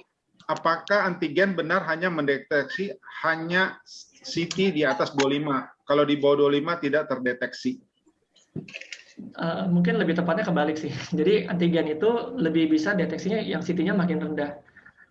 Kenapa begitu? Karena seperti itu ya, CT value itu kan artinya kalau dalam istilah PCR adalah berapa siklus yang perlu dilakukan sampai sampelnya itu cukup bermakna untuk dideteksi gitu. Jadi sampelnya dia dipecah, virusnya digandakan sampai satu titik dia bermakna untuk dikatakan positif. Semakin rendah CT artinya virusnya makin banyak. Nah, antigen gimana? Antigen bedanya dengan PCR, dia tidak seperti PCR yang dia menggandakan dulu virusnya. Jadi otomatis pada jumlah tertentu itu dia nggak bisa mendeteksi. Nah, jadi mungkin maksudnya ini CT di bawah 25 gitu ya. Nah, apakah semua antigen deteksinya di bawah 25? Belum tentu, tergantung kitnya masing-masing. Karena kit antigen juga ada yang pakai standar WHO, ada yang enggak. Cuma overall tetap pada umumnya antigen itu di bawah PCR gitu, nggak seakurat PCR. Selanjutnya, apakah pengobatan rumah sakit bisa mengobati atau perlu kita berikan berupa herbal atau ada tips yang lain? Oke, ini konteksnya lagi dirawat di rumah sakit ya? Ya, di rumah sakit ya. Kalau sudah dirawat rumah sakit, biasanya masuk kategori COVID yang minimal sedang. Jadi bisa sedang, berat, ataupun kritis. Berarti ini pertanyaannya lebih seputar terapi tambahan gitu ya? Terapi tambahan tentang COVID. Memang kalau terapi tambahan itu banyak sekali gitu ya yang nyebutin, mulai dari yang obat tradisional Chinese, kan juga ada gitu ya, jamu-jamuan, BPOM, dan lain-lain. Cuma kalau saat ini saya dapat ya, mereka nggak ada yang membandingkan secara eksplisit gitu ya. Saya belum update lebih lanjut lagi tentang terapi tambahan. Cuma prinsipnya kalau memang sudah masuknya berat itu memang harus ngikut protokol yang rumah sakit. Alias ya memang obat-obatannya udah pakai injeksi, lalu pakai alat-alat yang kadang ventilator juga masuk. Herbal kalau untuk kasus berat, saya belum nemu yang benar-benar orang harus pakai itu gitu ya. Karena COVID-nya relatif sebenarnya baru, jadi treatmentnya pun sebenarnya kadang banyak orang memperdebatkan. Kalau contohnya kita lihat dulu, COVID itu kan terkenal dulu obat malaria kan, kloroquine itu direbutin habis-habisan. Cuma sekarang mungkin orang kalau dikasih kloroquine udah nggak mau, karena memang secara pedomannya udah nggak itu. Herbal, bagaimana herbal? Apakah sekarang direbutin atau apa nggak? Ya saat ini belum ada yang spesifik banget. Paling tidak yang saya bisa bilang itu belum ada yang direkomendasiin para ahli gitu. Jadi saya juga tidak ada sebut satu obat herbal tertentu gitu ya. Sepanjang herbal itu hanya sebatas seperti Samiloto, daun kelor, ada yang dibuat menjadi kapsul dan tidak mengandung bahan kimia, mungkin itu bisa sebagai meningkatkan imunitas saja. Oke, thank you Bu Agni, thank you Dr. Rika. Pertanyaan selanjutnya, anak saya positif PCR dengan gejala ringan, batuk dan leher gak enak selama 2 hari. No fever, no loss of sense. Diisoman dan semua obat masuk sesuai dengan Depkes. Hari keempat sampai hari ke-12, yaitu hari ini, sudah oke dan antigen negatif. Hari ke-15 akan di PCR kembali. Pertanyaannya, apakah setelah PCR negatif, apakah anak saya harus langsung periksa paru torak, darah dan lain-lain pada saat ini? Karena keadaan lagi tinggi infeksi, saya tidak kasih dia rumah sakit dulu karena selama ini juga tidak ada gejala. Ini pertanyaan dari orang yang sama. Ibu, saya survivor cancer 8 tahun sudah clear. Saya sehat dan sudah vaksin Sinovac 2 kali dan mendapat antibodi 89%. Pertanyaannya, teman saya ada yang ajak saya ke Amerika untuk vaksin Pfizer atau Johnson & Johnson. Apakah saya boleh vaksin 2 kali dengan vaksin berbeda? Mungkin ini tadi udah dijawab. Jadi pertanyaan pertama mengenai PCR negatif, apakah perlu periksa paru torak? Dan yang keduanya vaksin 2 kali dengan vaksin berbeda, apakah boleh? Ya, mengenai vaksin ketiga berbeda boleh. Oke. Terus mengenai pertanyaan untuk anak, yang paling penting untuk COVID itu PCR-nya.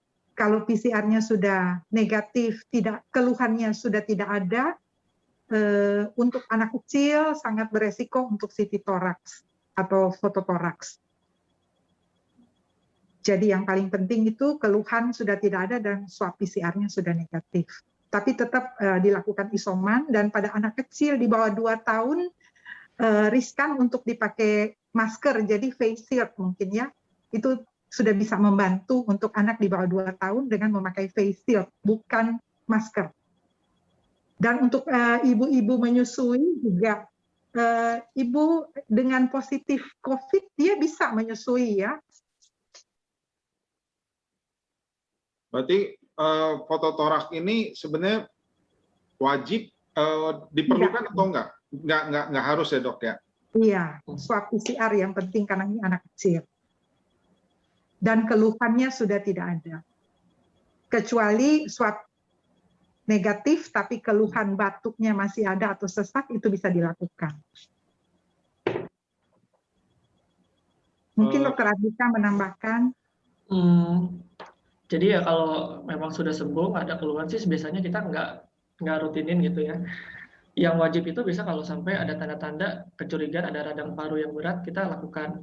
Tapi mungkin tadi seperti yang Dokter Agni sudah sampaikan, ya kita kadang lihat klinis juga gitu. Pasien yang sudah sembuh, tapi katakanlah kok napasnya jadi pendek atau kok jadi nggak seperti biasanya gitu ya. Itu boleh saja dengan pertimbangan dokter untuk evaluasi klinis. Karena bisa aja kan penyakit kan nggak cuma COVID, jadi bisa jadi kan ada komorbid atau bisa juga ada penyakit lain gitu ya, itu boleh. Tapi ya tidak rutin sih, itu tergantung penilaian dokternya. Maaf dok, saya yang tadi yang nanya mengenai anak saya usianya 23 tahun, saya Grace dok. Thank you. Jadi anaknya umur 23 tahun, Dok. Ini mengerti ya? Bukan anak kecil ya. Ya. Ya. Jadi ya, umur 23 tahun itu nggak perlu lagi kita CT toraks ya, karena jadi kalau tidak ada keluhan batuk lagi, sudah dewasa.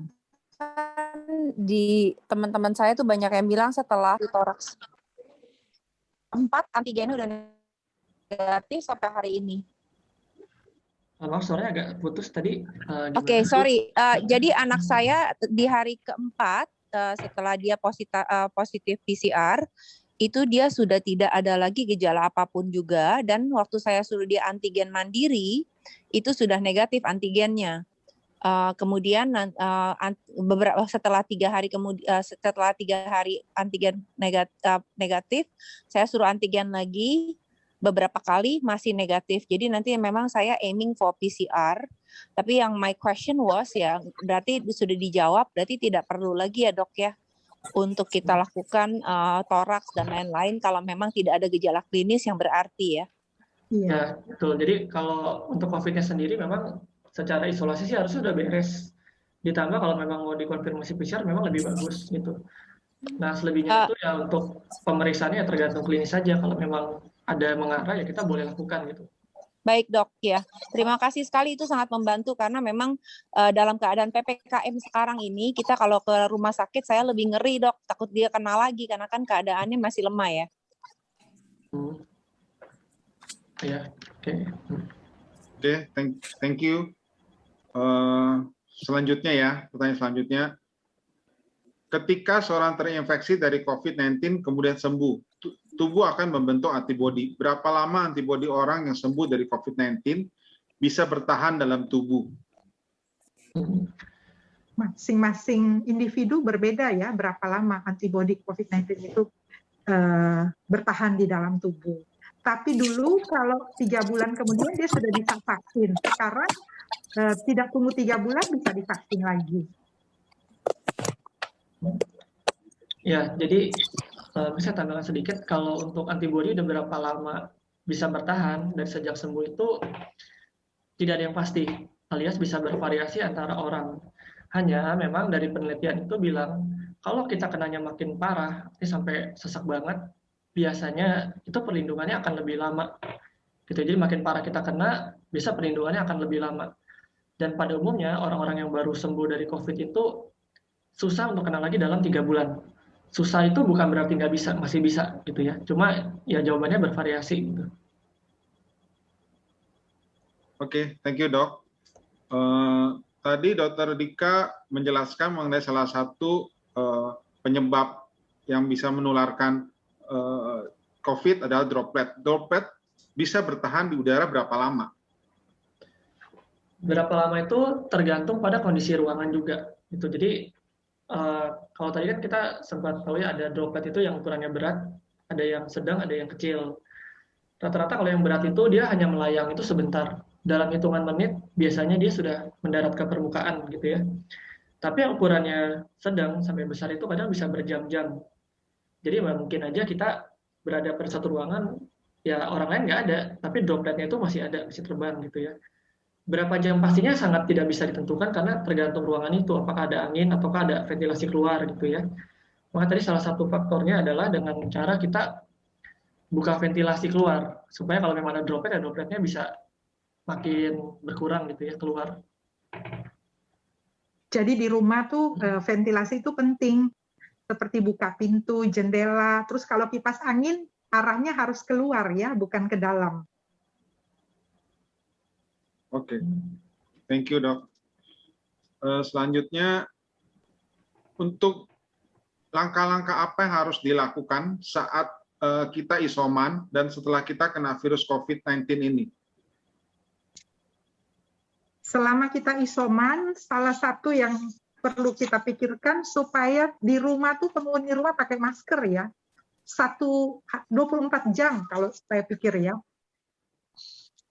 Nah, tapi kan masker itu yang disarankan sekarang masker medis dan masker kain. Masker medis itu setiap 4 jam harus diganti. Terus kalau masker kain itu diganti pagi sore. Caranya juga masker kain bisa dipakai lagi dengan kita rendam dulu air sabun sekitar 30 menit, cuci, baru jemur. Kemudian kalau masker medis, kita harus gunting, disiram desinfektan, baru dimasukin ke tempat sampah. Kalau kita lakukan isoman juga tetap berjemur ya, 30-60 menit lah. Kemudian spray, sarung bantal itu harus diganti tiap hari ya. Kemudian HP, remote AC, remote TV itu 2 kali sehari harus didesinfektan. Sikat gigi, alat-alat makan itu harus diperhatikan.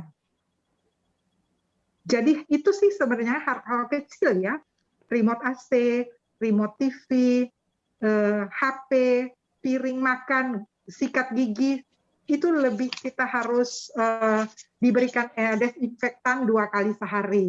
Mengenai makan juga 3 kali sehari dengan protein hewani nabati, telur, tempe, jadi minum vitamin selama isoman, mungkin hal-hal itu kita harus perhatikan. Oke, mungkin Dokter Dika ada tambahan? Itu aja, nggak ada. Oke, saya lanjutkan ya. Selamat malam, saya mau tanya, vaksin AstraZeneca or Sinovac lebih bagus yang mana? Oke, jadi sebenarnya kalau vaksin itu untuk kita bilang bagus enggak, kita harus melihat dia punya follow up-nya gitu ya. Dari penelitian itu didapatnya berapa banyak sih efektivitas atau katakanlah keamanannya gitu. Memang yang kadang jadi pertanyaan itu kalau Astra kan begitu suntik banyak yang meriang lebih banyak efek samping dibandingkan Sinovac. Sebenarnya masing-masing punya kelebihannya juga. Dan juga kalau saya sendiri belum baca penelitian yang jawab eksplisit angkanya berapa gitu. Saya nggak tahu, mungkin kalau Dokter Ani ada update tambahan gitu ya. Tapi dua-duanya itu boleh. Kalau dari pandangan saya dua-duanya boleh dan ya, karena sudah memenuhi izin penggunaan edar itu udah ada. Jadi boleh. Tapi kalau untuk menjawab bagus enggaknya itu, saya harus lihat papernya dulu gitu. Tapi memang saat ini saya belum terlalu update untuk itu gitu.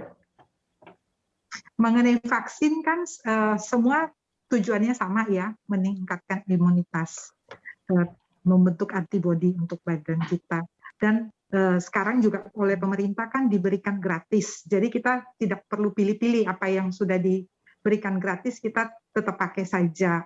Cuma memang ada hal seperti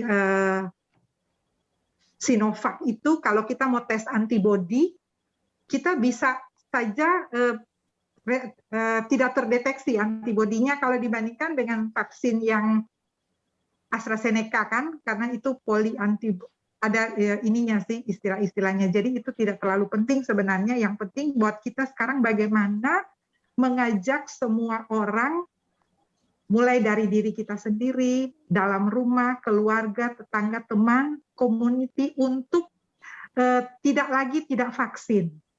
Harus vaksin, karena tujuan kita semua sama, mencegah wabah ini semakin berat. Jadi kita tidak usah pilih-pilih tentang vaksin apa, tapi kita berusaha untuk membantu semua orang bisa vaksin. Dengan harapan wabah bulan ini makin menurun dengan cara vaksin tersebut. Oke, thank you dok. Selanjutnya, belakangan ini vitamin D naik daun karena manfaatnya yang salah satu bisa meningkatkan sistem imun. Belakangan ada dokter juga menganjurkan konsumsi vitamin D dalam jumlah yang cukup besar. Sedangkan di sisi lain, dokter-dokter lain mengatakan bahwa konsumsi vitamin D berlebihan tidak baik. Argumen mereka konsumsi vitamin D berlebihan bisa mengganggu ginjal. Menurut pendapat dokter, bagaimana? Memang vitamin D3 itu tidak terproduksi dalam tubuh. Jadi memang harus dari luar. Seperti berjemur, kita dapat vitamin D. Memang menurut penelitian, di Indonesia ini, kalau diperiksa kadar vitamin D3-nya semua turun, padahal kurang ya. Padahal kita negara tropis yang kaya dengan matahari. Nah, mengenai pemakaian, mungkin ada alangkah baiknya kita periksa dulu, baru kita bisa menentukan dosis yang harus kita pakai.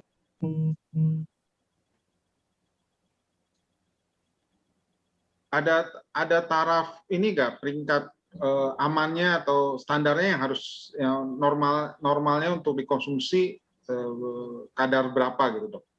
Jadi vitamin D3 itu kalau kita ukur normal harus ada dalam tubuh mungkin sekitar 80 sampai 100.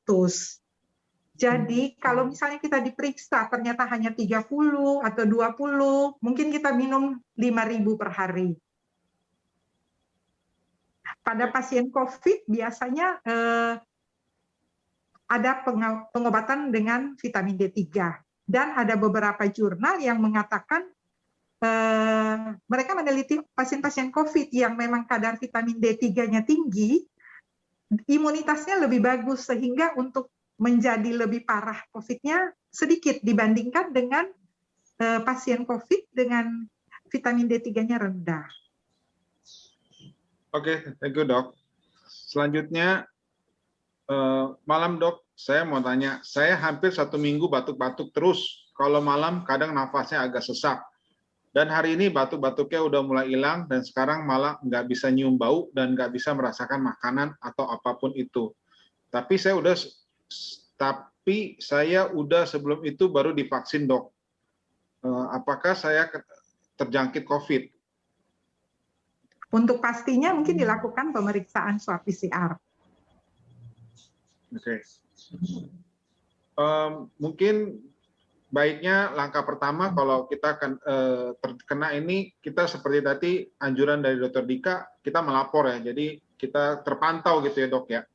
Ya, memang betul seperti yang Dr. Agni bilang, sebaiknya dipastikan dulu dengan PCR. Tapi memang kalau dari gejalanya ini, kan ditanyakannya ada sejarah gejala itu sebenarnya menjurus itu ke arah COVID gitu ya, memang lagi banyak. Kalau dibilang pasti atau enggak ya saya juga nggak tahu, harus di PCR. Cuma kemungkinannya ada itu ya. Oke, thank you, Dok. Kita masuk ke pertanyaan selanjutnya. Kalau sudah melakukan vaksin pertama, mungkin setelah melakukan vaksin pertama kena COVID, setelah sembuh dari COVID, kapan sebaiknya vaksin kedua dilakukan?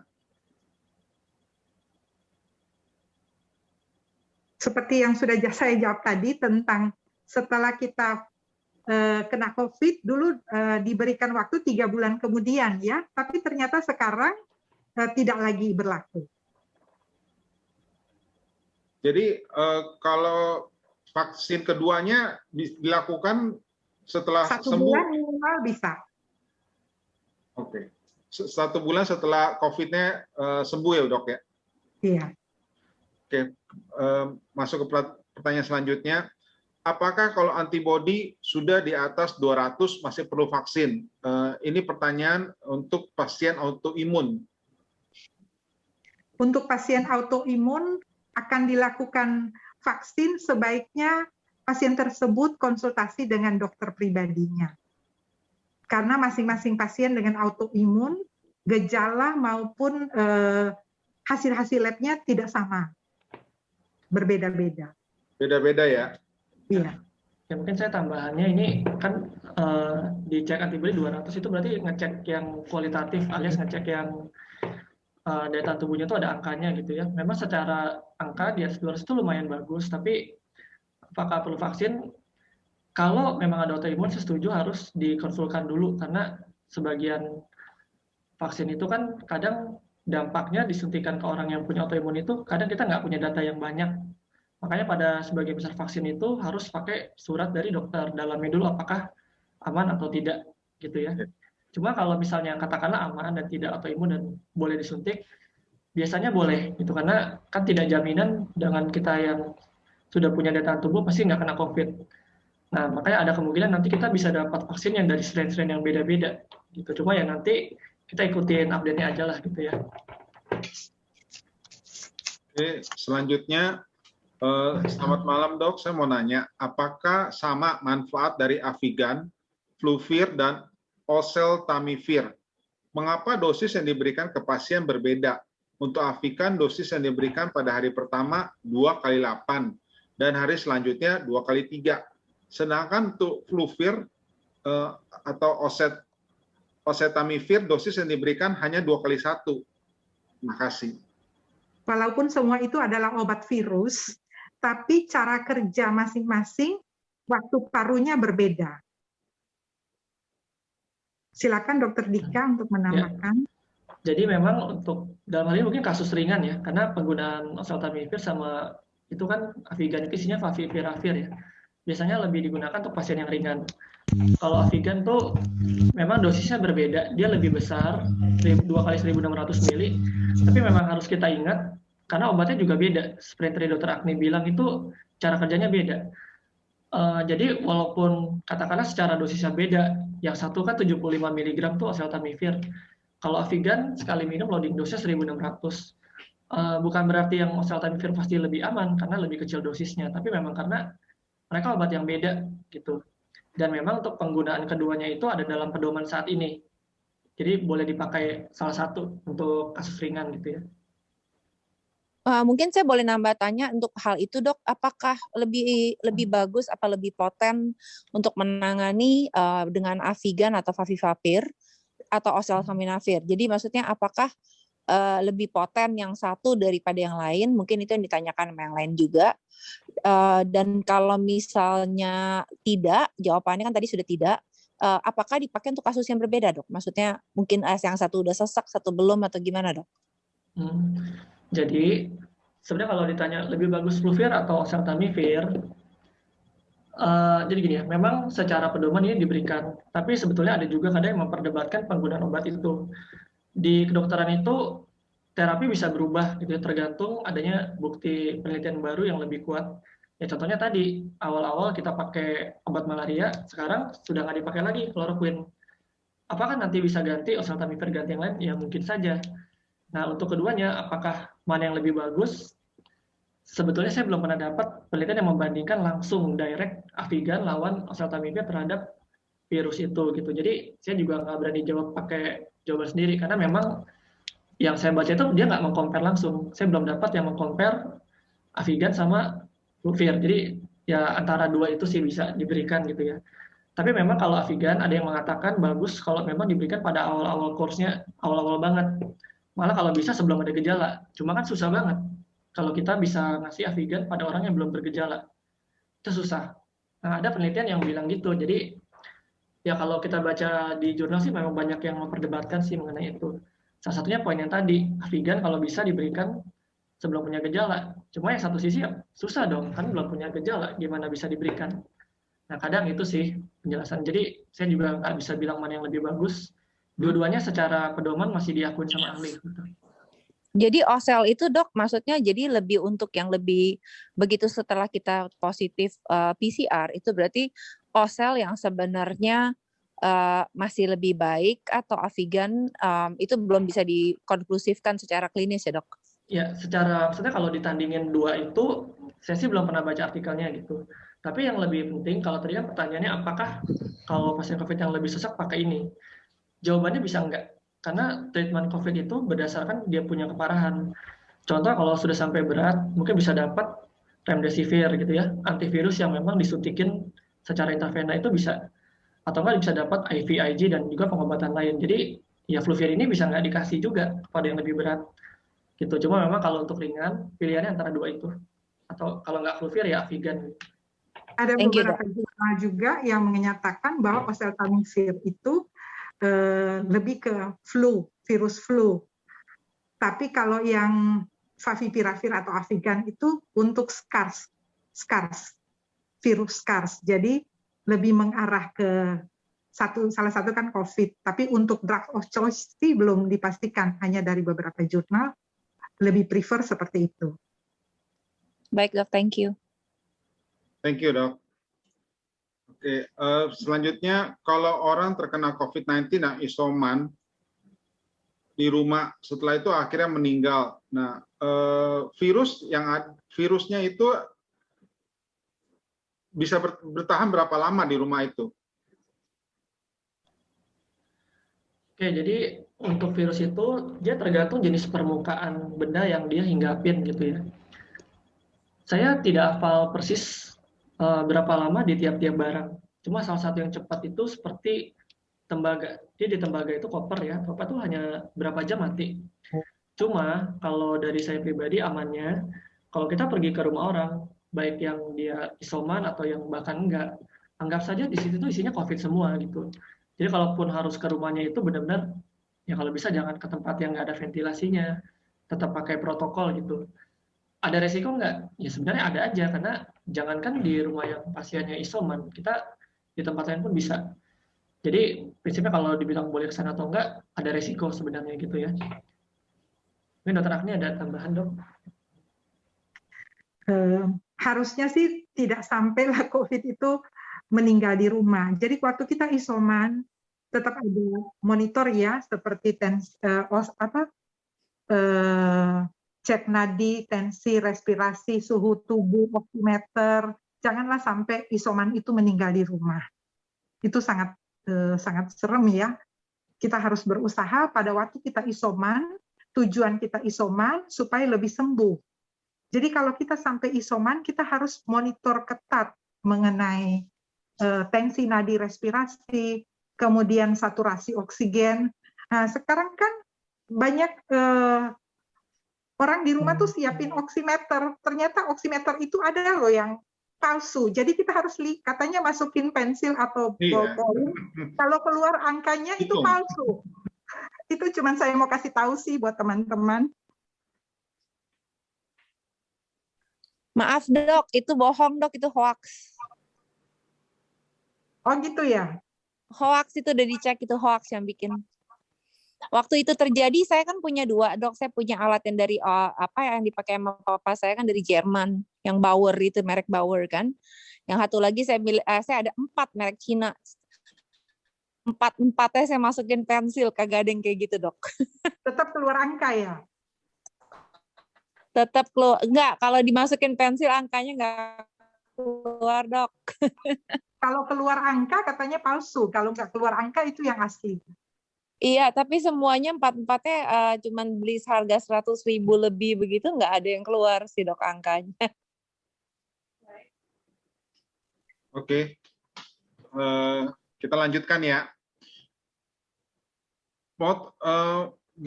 Saya penderita GERD.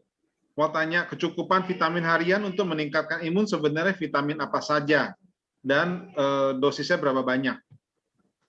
Sebenarnya vitamin itu kita bisa dapat loh dari makanan ya, terutama sayur, Buah-buahan ya.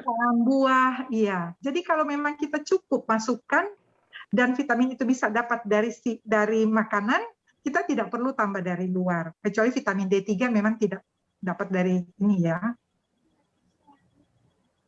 Oke. Tambahan dari Dr. Ardika? Setuju dok. Jadi kalau untuk vitamin sih sebenarnya lebih prefer dari makanan kita sehari-hari aja gitu. Saya juga belum ada nemu yang harus berapa banyaknya itu belum. Cuma prinsipnya dari makan yang bergizi sama olahraga aja ya sementara. Oke. Mengenai jam berjemur yang benar jam berapa? Karena banyak informasi simpang siur. Ada penelitian mengatakan 2 kali bisa, jam 9 sampai jam 9.30, terus sore jam 3, jam 15 sampai jam 15.30. Dilakukan 2 kali. Sore jam berapa dok? Jam 15 sampai 15.30, kalau pagi jam 9 sampai jam 9.30. Jadi 30 sampai 60 menit per hari. Oh jam 10 malah ngaco ya? Kebetulan saya dari bagian kulit dan itu yang direkomendasikan. Oke, thank you dok. konsumsi vitamin D apakah bisa menimbulkan reak berlebih? Karena tiap minum vitamin D pasti besoknya banyak reak. Jika di stop reaknya hilang. Bagaimana ini, Dok? Seperti yang saya sudah katakan tadi, sebaiknya diperiksa dulu baru diminum. Jadi kita bisa menentukan kadar yang harus kita minum berapa. Oke. Pertanyaan terakhir, pentingnya vaksinasi dihubungkan dengan timbulnya varian baru. Apakah dengan target vaksinasi 70%, bukan 100% dapat berisiko munculnya varian COVID baru?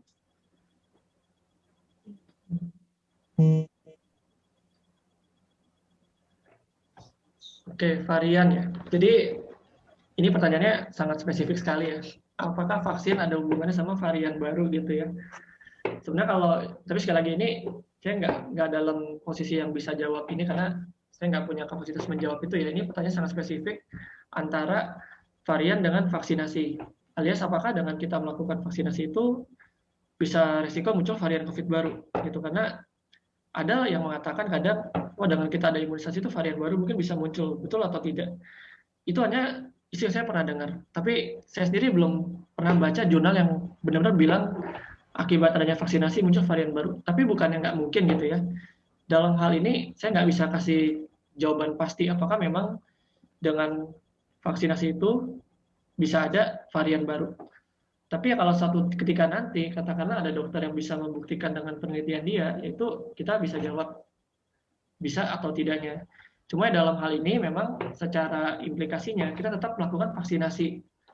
Target vaksinasi pun sebenarnya kenapa 70%, sebenarnya ya targetnya sebenarnya maunya tinggi gitu. Minimalnya mungkin 70, tapi kalau dibilang mau semua enggak, ya pasti targetnya mau semua gitu.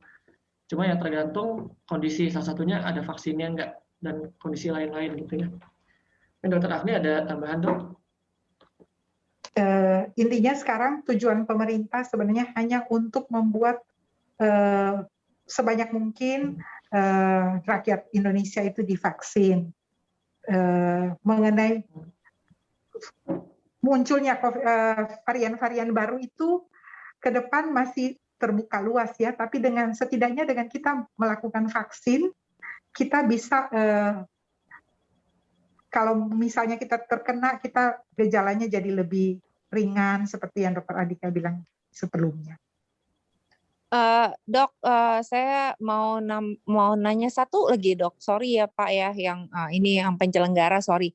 Saya mau tanya mengenai ivermectin. Itu banyak sekali pro and cons. A lot of people saying ivermectin is actually just Combantrin gitu kan.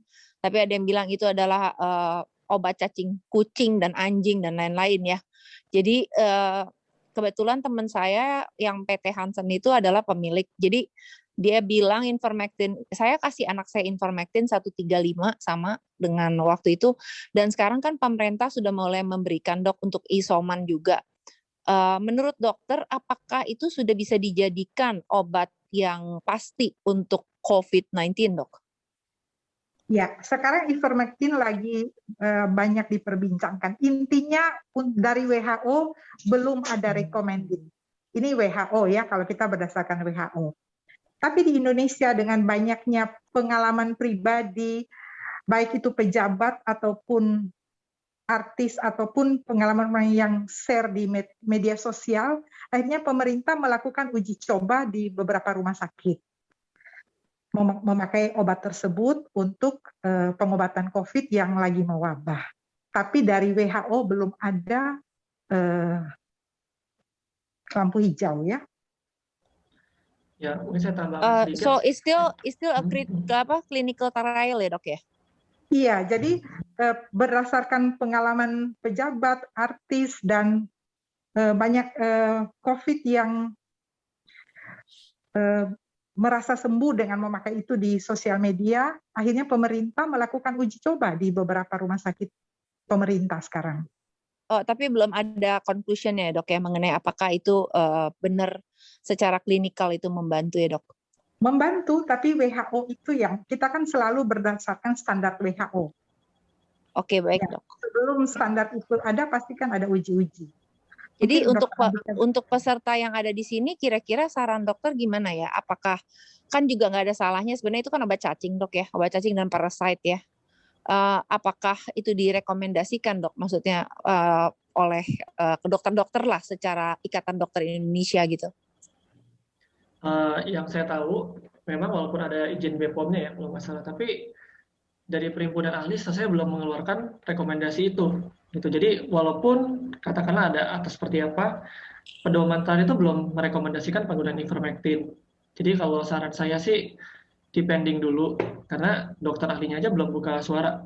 Tapi nggak tahu ya kalau misalnya tiba-tiba nanti katakanlah dokter ahlinya aja jadi menerbitkan guideline baru, ya itu bisa. Cuma setahu saya saat ini tuh belum ada. Jadi ya sebaiknya jangan dipakai dulu kalau dari saya pribadi ya. Seperti klorofin ya Dokter Ardika ya, dulu kan booming, habis itu tidak. Ya, cuma kalau ya ini mungkin kita lebih tunggu dari rekomendasi ahli aja kali dok ya, dari PAPD-nya kalau nanti udah keluarin baru kita terusin gitu. Di Halo Dokter itu udah ditulis loh dok, itu kan di Halo Dokter itu sekarang ini kan aplikasi kan mendomsi bahkan juga dipakai oleh Depkes untuk menjadi alat lain ya. Di salah satu guidance mereka udah masuk itu, makanya kita sebagai rakyat yang boleh dibilang awam mengenai hal ini kita jadi pada bingung semua ini. Saya lihat banyak yang nyetok, even yang punya pabrik ribuan orang anak buahnya nggak dikasih Avigan of course ya karena it's too expensive, malah dikasihnya ivermectin semua.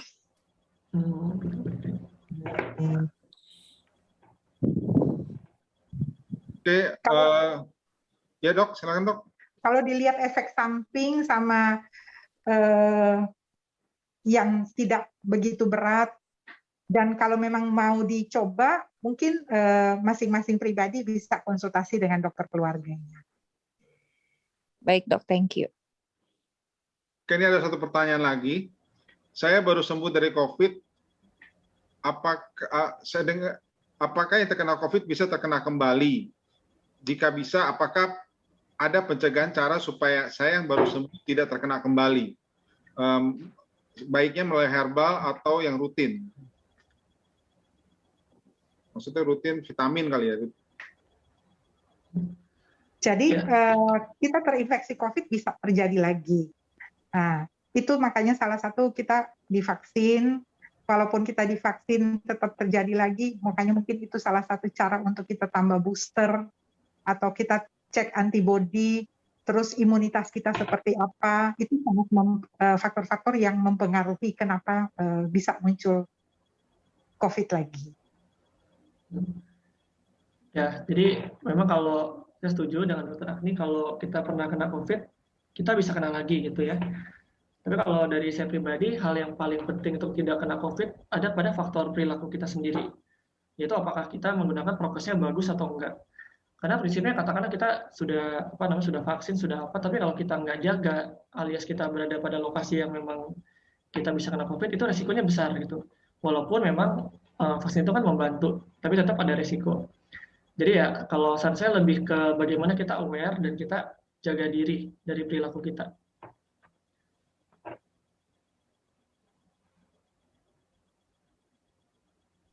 Oke, pertanyaan udah habis. Mungkin sebelum kita akhiri, ada satu pertanyaan sebelum kita tutup. Saya ada satu lagi dok, kalau boleh tanya, itu fogging ya. Mengenai fogging, sekarang kan juga lagi makar banget ya mengenai fogging ya. Jadi fogging itu dianggap bisa mematikan virus-virus yang ada di rumah dan bakteria. Apakah fogging itu efektif dok? Fogging yang dilakukan secara profesional. Kebetulan saya pernah pakai fogging 2 kali di rumah ini gitu loh. Yang dilakukan dengan UVC dan kemudian fogging secara keseluruhan yang kemudian rumah ditutup. Apakah itu efektif ya dok? Kalau memang ada salah satu anggota keluarga atau siapapun yang datang ke rumah kita tuh terkena COVID gitu. Thank you dok. Benar, efektif. Sepanjang fogging itu sesuai ininya, syaratnya ya. Dokter Atika mungkin mau menambahkan mengenai fogging. Fogging sih saya setuju aja dok, nggak apa-apa. Jadi kalau memang kita ingin sterilisasi boleh, cuma yang penting sesuai dengan standarnya aja dok. Maksudnya hati-hati kalau kita melakukan foggingnya sendiri. Ya, tapi kalau memang pakai profesional sih nggak apa-apa. UV memang kan bisa juga untuk bunuh COVID, itu memang bisa dilakuin. Jadi kalau dari saya nggak apa-apa kok untuk ngelakuin itu. Terima kasih dok, saya terakhir udah, thank you. Terima kasih Bapak Ibu. Ada pertanyaan lagi satu, dipersilakan satu sebelum kita akhiri.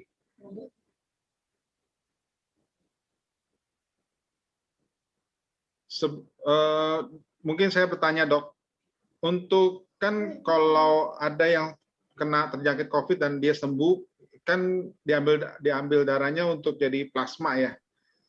Nah, itu sekiranya kalau seperti kayak adik saya, dia kan sampai hari ini napasnya masih pendek, itu apa tetap bisa menjadi antibodi buat orang lain?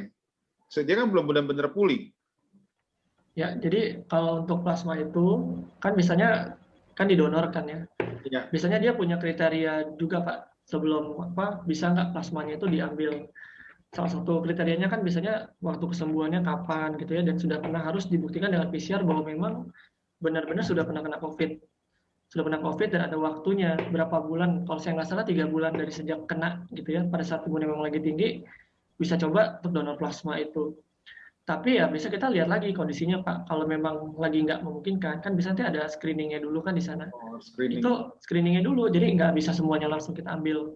Kalau memang oke, bisanya boleh gitu ya. Oke, thank you Dr. Dika. Bapak Ibu, kalau tidak ada pertanyaan lagi, tidak ada tambahan lagi, terima kasih Dr. Ani, terima kasih Dr. Dika, terima kasih Bapak Ibu.